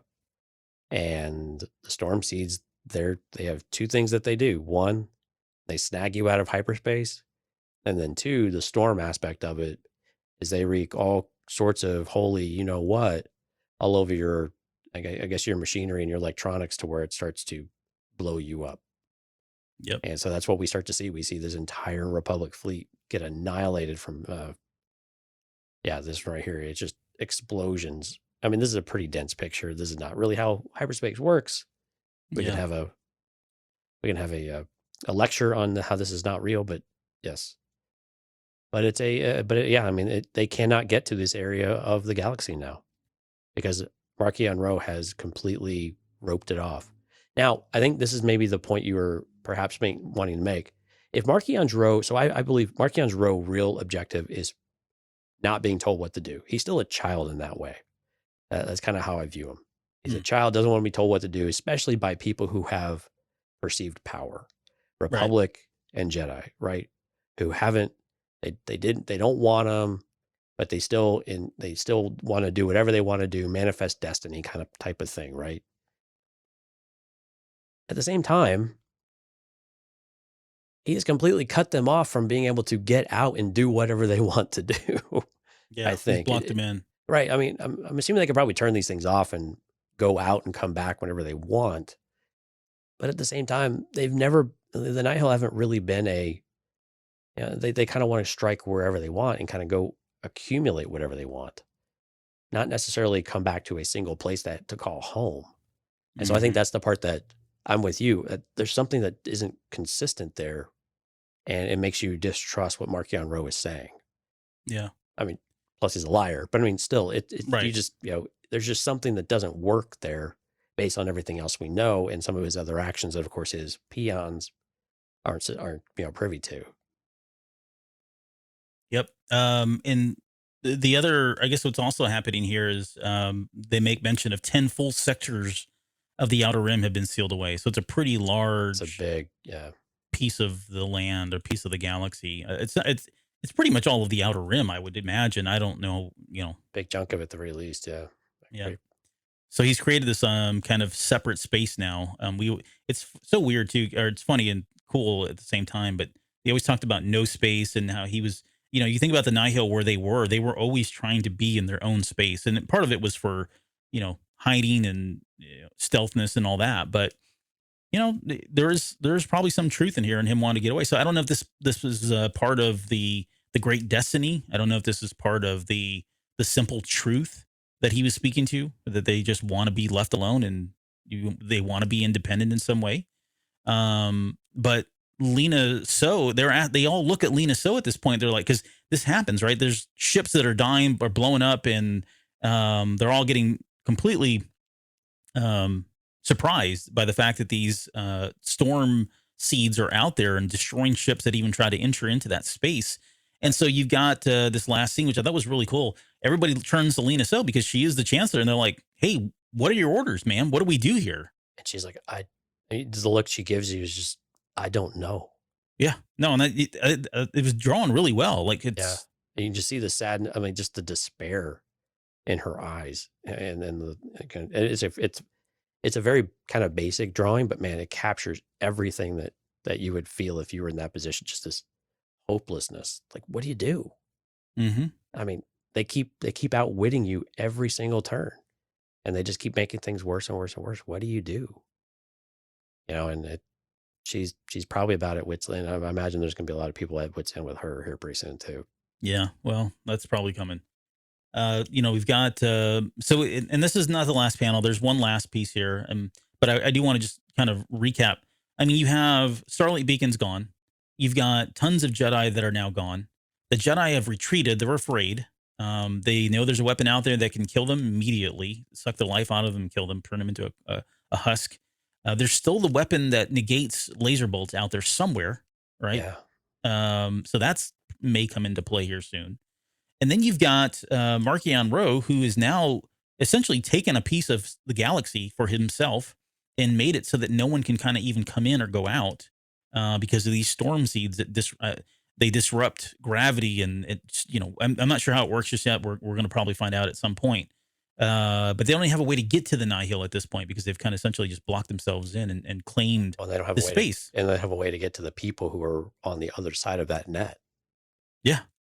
So you got somebody like Lina So who's been charged with the defense of the galaxy, the safety of the galaxy, and they're asking her like, "What do we do?" And she's like, "Hell if I know." I mean, this is. I mean, it's gotten pretty bad at this point. So it just makes that phase 2 much more intriguing because I mean, you would have to think they're going to have to go learn from some of the lessons, right? Somehow they had to have stopped these guys before, and there's.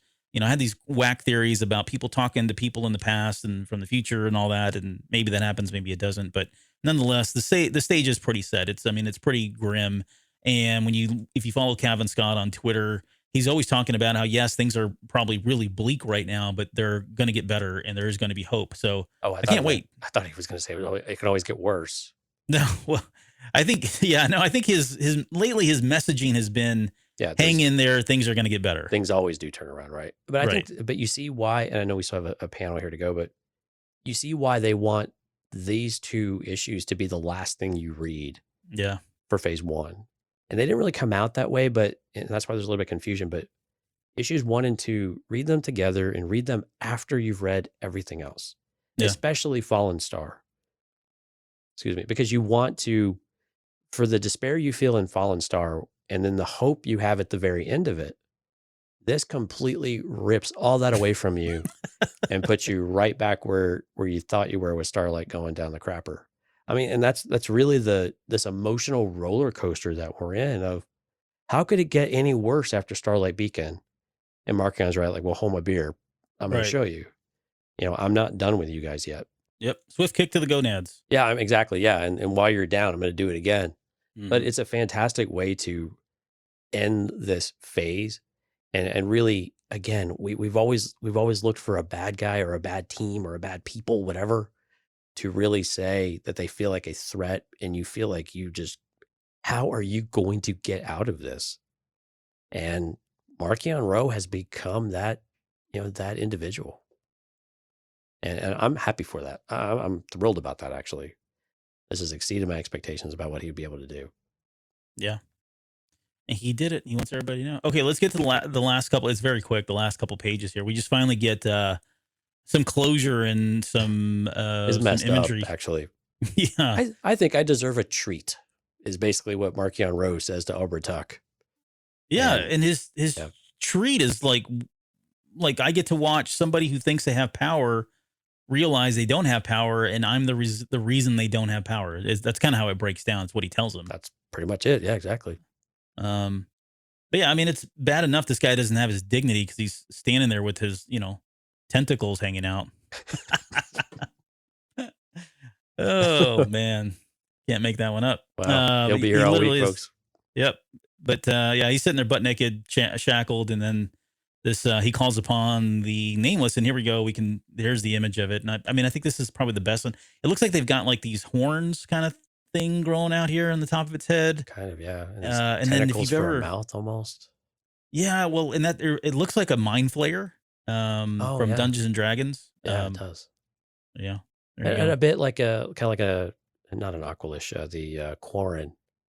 I mean, much thinner tentacles than a Quarren, right? Oh, right. Yes, yeah. Much thinner. And again, still more beast-like, but a lot more of them. But that's it. I mean, this is the clearest picture. That's not a husk, man. It looks like he just got deflated. Yeah. So I guess Obertuck is dead. Yeah. Oh, now I just had a memory about High Republic 15 about who else dies. That was so sad. Yeah. Well, you gonna green goo everywhere. You gonna spoil it? I am, actually. I don't think he's dead. Are you kidding me? No, he can't die. All right, so we're talking about Oberlin. Okay. So again, more spoilers because you're welcome. And so Laura D gets away, basically. And she does that by shooting Oberlin, who, if you remember, he's this gelatinous goo. And so he wears this like astronaut spacesuit to keep it all in. And she busts a cap like right through his helmet. And he's goo though. So that's what I'm saying. Like, everywhere. There's goo everywhere. I mean, maybe he's alive. I think he's just going to reform. They sure make it seem like he's dead. I mean, that'd be great if he came back and gave her another lecture about his like anatomy and stuff. Right. But still, she busts the cap right in his helmet. Okay, sorry, sidetracked there. But yeah, this guy is very. He's been vacuum sealed. Yeah. Yeah, that's a good way. Yeah, vacuum sealed. So yeah, that's kind of. I think that's the last panel. No, it's not. It's just the last panels are literally him just sitting there, looking at this thing happen and smiling creepily with his. He looks like Vincent Price. Price. Yeah, he does a little bit here with his little stash going on. And again, it officially end of phase 1. Yeah, end of phase 1 says it there in the bottom right hand corner. So a quick recap on the 2 issues. What'd you think? Is this what you were hoping for? Is this what you were expecting? Is this did you get what you needed? That type of thing. No, I'm never going to get what I'm needed. Never satisfied with Star Wars, but that's just the state of fandom, right? Well, you just gotta wait till the next book they can sell you. Yeah. The first issue I liked a lot because I like origin stuff. I think I've mentioned that's why I like the Old Republic, and I like getting into I like understanding how things started and how it evolved and all that. And so, man, I was in just head over heels with that first issue. And the second part of this issue, or the first part of the second issue, was kind of okay for me. Nothing terrible at all. It got better about the midpoint, especially once Once we got Lena So's office. Yeah, we got Lena So. Well, even then, the Lena So stuff I thought was good. It was just I'm not a big political kind of guy. I don't. Yeah. Sometimes it doesn't just. I'm sorry. I like shiny objects and explosions and guns and stuff like that. But and lightsabers. But I thought the very end of the storm seeds is a very interesting concept, and I was not expecting that, right? This just came out of nowhere. It's like, I was worried that at some point we were just going to hit this level of knowledge about the High Republic where everything just becomes status quo. There's not going to be any new turns, new twists. And this is something new. I think this is fundamentally new. And the fact that it's out there now, and yeah, I know it's never been discussed, and they'll probably have to retcon this, and it'll get mentioned later on that, oh yeah, it did exist. And that's fine. I don't have a problem with that. I'd rather they do that than continue on telling us the same stories and using all the same stuff over and over again. So I enjoyed that. And I especially enjoyed the very end because I've been wanting to see what this thing looked like. And I haven't had a chance to go back and look at some of the images from remember the concept art stuff? I want to say there was something in there that was similar to it. We'll have to see. That they showed, but I think it was up on like 2 legs or something. It doesn't matter, but I thought it was great. I mean, it was a great 2 issues. Like you said, it felt like it was longer than just 2 issues. That's probably a good thing. And I think it's because it was broken up into those smaller acts. And so you were kind of jumping around, and it was just very dense. Like we said at the very beginning, very dense in terms of amount of knowledge and background that you got. And the only problem is, and this is a good thing, it just leaves you wanting more, like, like what's going to happen and how the hell are you going to get out of all this now at this point? I agree. I mean, the first issue I was really all in on. This one, I agree with you. It picked up as you went through the second half of it. But I think there were important moments. You had to have those. And I think if you've been following at least the main books and maybe a few of the main issues of the comics, this becomes a very satisfying close to phase 1. I think it really did a good job of really pulling things that we've read and we've experienced and we've known throughout what we've been reading, but also it pulls it together and gives you that context now within Marchion Ro, who's been a character that we've still know very little about, for as much time as we've had with him, which hasn't been as much as I think we thought we might get with him overall. Mm-hmm. But even just in these last 2 books, the more that we've learned, like you said, we keep getting more. And it's just this richer and richer history to it. And the scary part is there's so much more there. And we know we're going to go, when we go back in time here, 150 years for Quest of the Jedi, I know it feels like we're going to get more of that. And I'm like I said, I'm more excited about Quest for the Jedi. And I think these issues really kind of pushed me over that edge of actually being excited. I was kind of on the cusp and liked where we ended off with Fallen Star, but this really does give you a great tie-in. And you've been saying this for weeks and weeks, but this gives you a great tie-in to go back now and say, okay, let's go figure out this Leveler stuff. And let's see what the Jedi knew. Let's see what the Ro family's kind of about. Let's look at the Santekas and the Graf families, because all of this stuff is now lining up that there's a ton of history here. And there's a lot of things that we need to understand before we jump right back into what we would consider our now present and where we need to go to start resolving in phase 3 for the rest of the series. But no, I think I thought it was really, really good. A very satisfying finish. The comics, I know I kind of beat this drum a lot. The last several issues of the High Republic, please go pick those up and read them. They're very, very good. They're very, very good. This is very good. Trail of Shadows was pretty good as well. But there's some of the writing and stuff that we're getting right now is really, really solid to very, very excellently good. That doesn't make any sense, but it's very good. So I'll just stop saying very good because it's very good. But I like excellently good. That was excellently good. I feel like Bill and Ted all of a sudden. But still, I guess it speaks to the testament that we have. And now we're going to switch things up, man, with Claudia Gray doing comics. I don't know what to think. I don't know what to think what's going on now. But what a time to be alive. Yeah. Hey, so I got one follow-up question on that, but there was one part I skipped and you jogged my memory here. So as far as the storm seeds go, we failed to mention that it looks like we're going to get more of the Santekas coming back in because they make mention that they've gone out now and they've consulted the Santekas to be like, hey, come help us figure what this is or figure out what this is. They've sent Kevin Tarr. Yep. So Kevin Tarr is coming back. So if you remember him from Light of the Jedi, and I think he crept up in the Rising Storm as well. Yeah, he was name dropped, I think, more or less. But yeah. But he's the big brain, right? So they've got him coming back. I think the Santekas wanted to hire him at some point. He was the guy that had come up with, well, it doesn't matter. You guys know. But So we're going to get Kevin Tarr back. It looks like we're going to have the Santecas back going into phase 3, I guess, at some point. I think, like I said, I think we're gonna get them phase 2 as well. Maybe. Well, yeah, that would be interesting.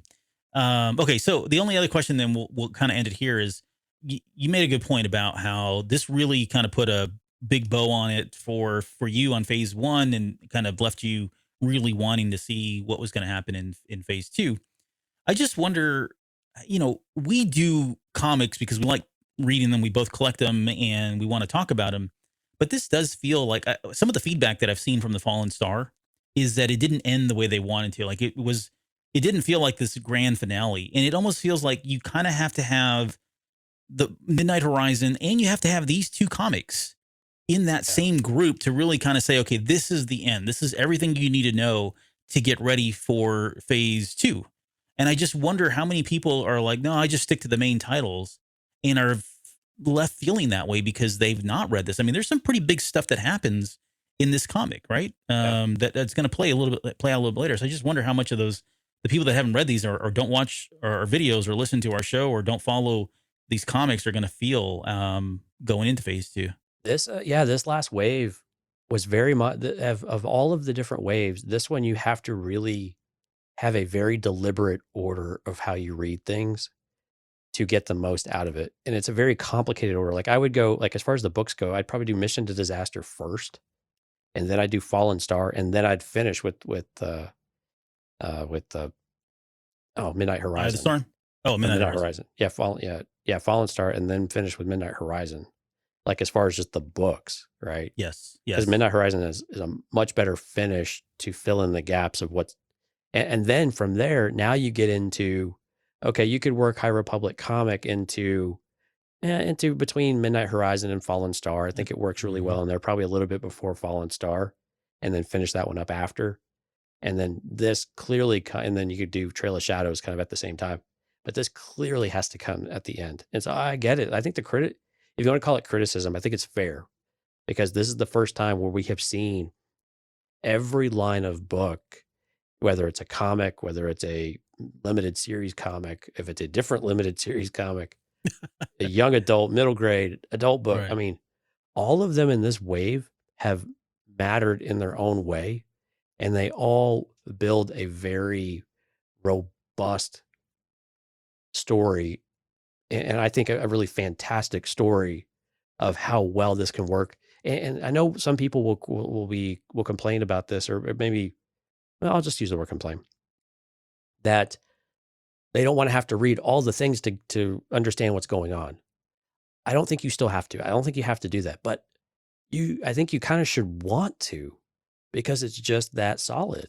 I mean, it really is that enriching to the content. And I've been thankful that when we've touted like Midnight Horizon in particular, for the folks like Lauren who have gone and read it or listened to it, or Stephanie, they have been like, yeah, that was great. I mean, that was definitely worth the spot on the bookshelf, which always makes me feel good that I didn't give a really terrible recommendation because I'm not very good at recommending books in general. But, but I think this wave has just been so strong across the board that you can see why you might want to read all this stuff. But I also get it. It's a lot, and it's a lot to afford. And I get that too, and that's why you have us. You get 2 hours of 2 guys talking about Star Wars. Just 2 guys. Well, okay. Is it too much? I mean, just briefly, do you think it's too much? The way that they did Wave 3 and it's been kind of packed like that and across the board, is it just too much? Because that's kind of what I'm hearing. Maybe it's just too much to be able to handle or to be able to consume. Yeah, I think there are some people that are in that camp of I don't have time to read everything, and I'll read the main books, or you've got people that said I don't read any of the books. Yeah. But yeah, I mean, I think if you're, and they've never followed High Republic, then I guess. Yeah, no, they haven't, Rondo. But if you've if you're into the High Republic, my gut tells me you're at least going to, if you're not going out and buying it, you're probably going to go watch the recap videos and get caught up on and just kind of know the highlights. I don't know if you'll listen to a 2-hour show on 2 comics that we just did, but I mean, there got people out there that do 15-minute videos and 10-minute videos of you being able to kind of just get the highlights of stuff, which I think is fine.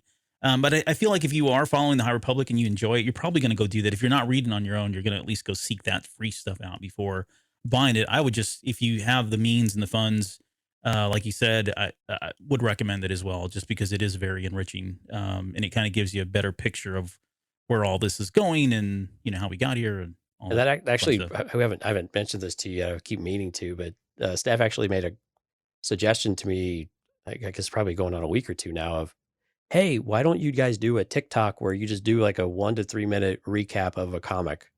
Very much what you were saying there.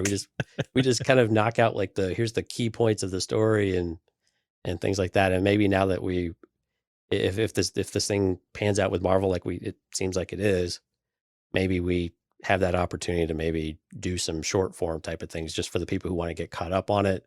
Not necessarily our take on it, the really super deep dives into it, but hey, I just want to kind of know what goes on in the story. And we've done some of that on Patreon in the past too. But if that's something that's interesting to y'all, drop us a line and let us know. CantinaCastFanMail@gmail.com. Although we might be changing that here soon, hopefully. Or of course on all the social medias, the CantinaCast. And Discord, is that what you say, Albert? Yeah, eargluemedia.com/Discord is a great place to come interact with us too and give us a lot of great suggestions. And if you are a Patreon member, you have a dedicated channel there. I don't know if we were wrapping up, but I just started. No, we got to get out of here. I'm still thinking, like, do we have a TikTok? I don't even know if we do. Do we have one? We do not have one, I don't think. Unless go she went and made, she may have gone and made one and didn't tell me, because I know she was pretty all over. Someone's going to take it. I know, they always take it. Oh, damn it. All right, well, I'll go do it after this. It was I have to actually download TikTok. Can I do like dance videos on that too? Because that would be fun. You have to do it like paper cutouts and make them like stop motion animation with paper cutouts of like Marchion Ro with his flowing hair. Okay. I'm down with whatever, man. I'll do TikTok videos for 1 to 2, 3 minutes or whatever. Actually, it wouldn't be a bad idea. It'd be a way to use. It's just one of those things for people who just want to, pick up. Okay, and see Steph, what's I going get on. it. I'll do it. Okay, fine. I think it was welcome. I think it was all of us were going to do it, but whatever. Oh, gotcha. Okay. All right. We'll figure it out. I don't have any issues in my mailbox yet, so. Yeah, me either. Hey, don't forget, you can call and leave us a voicemail, 803-717-CAST, 803-717-2278, and we'll play your voicemail on the air if it's appropriate. Right. And again, you can we text have us. to say that. Yeah, if you find cool stuff, text us. Although we have awesome channels in Discord too, where we have collectors channels and memes and everything else. So if you find something cool, we do like to have it there because people love to interact and see what you're coming across out there. We have some pretty funny stuff as well there. So again, eargluemedia.com/Discord. Again, Qui-Gon Jay, thank you for signing up for Patreon. If anyone is interested in Patreon, we do usually in a normal week, we have a general release show like this one, and then we'll also have a Patreon show. We are planning a Patreon show for this weekend, which will be more on Marchion Ro. Where this was more focused on the issues of Marchion Ro, we will actually dig into Marchion Ro kind of across the board and across all of the mediums that we have and see what else we have more to learn about him in a Patreon episode. So that'll be Sunday. We do those live streams for everyone. But once the live stream's over, then it goes into the vault and Patreon only. And you can find those at patreon.com/thecantinacast, both video and audio only. So if you'd like to support the show, everything you send us does go right back into the show. And as you can see, we're trying to expand some of our offerings and things that we're already interested in and kind of reading. So if that's something you want to do, give us some feedback there as well. We'd love to hear it. Yes. I am very verbose tonight. You must have had some coffee or something before the show came. You know what? I had a coffee chip ice cream. Oh, there you go. Yeah, that'll do it. Yeah, that is it. So like you're stemmed on coffee and sugar. That's right. I'm on stems. It's medicinal. Medicinal stems. Okay. I got it from Leox. If anybody's going to give it to you, it's that dude. So that is true. All right. Okay. Okay. Shout outs. Here we go. Oh, Twan, yeah. Go ahead. Yeah. Twan, Steph, Jonathan, Lauren, Risk, Ash, Diego, Katya, and Qui-Gon Jay. Thank you so much for showing up and for all the folks in the background and for those that are interacted with it and gave us a little thumbs up and all that. We appreciate it.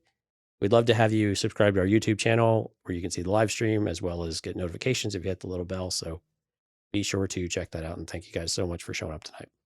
Kathy Jones and Richard Williams were the two that gave us a little thumbs up or reaction. Oh, awesome. So, thank y'all. Okay. Next show is Sunday night, provided I don't go camping and get sick again. Yeah, please don't.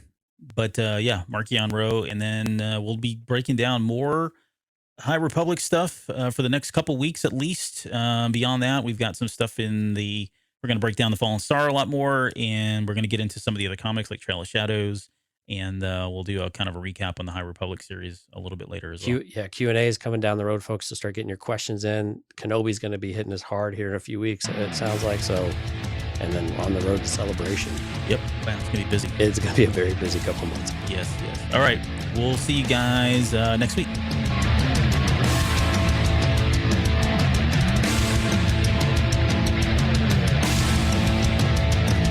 You're still listening? Wow, that's amazing. Well, I'm here to give you the disclaimer.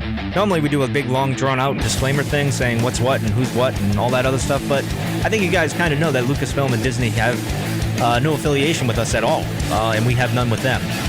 We talk about Star Wars, which is their property and all that other good, fun stuff, but I think you can tell which is our stuff and which is their stuff. If you can't, well, then send a lawyer to send an email to me, and I'll be glad to chat with them. Other than that, you know what's what, so that's your disclaimer.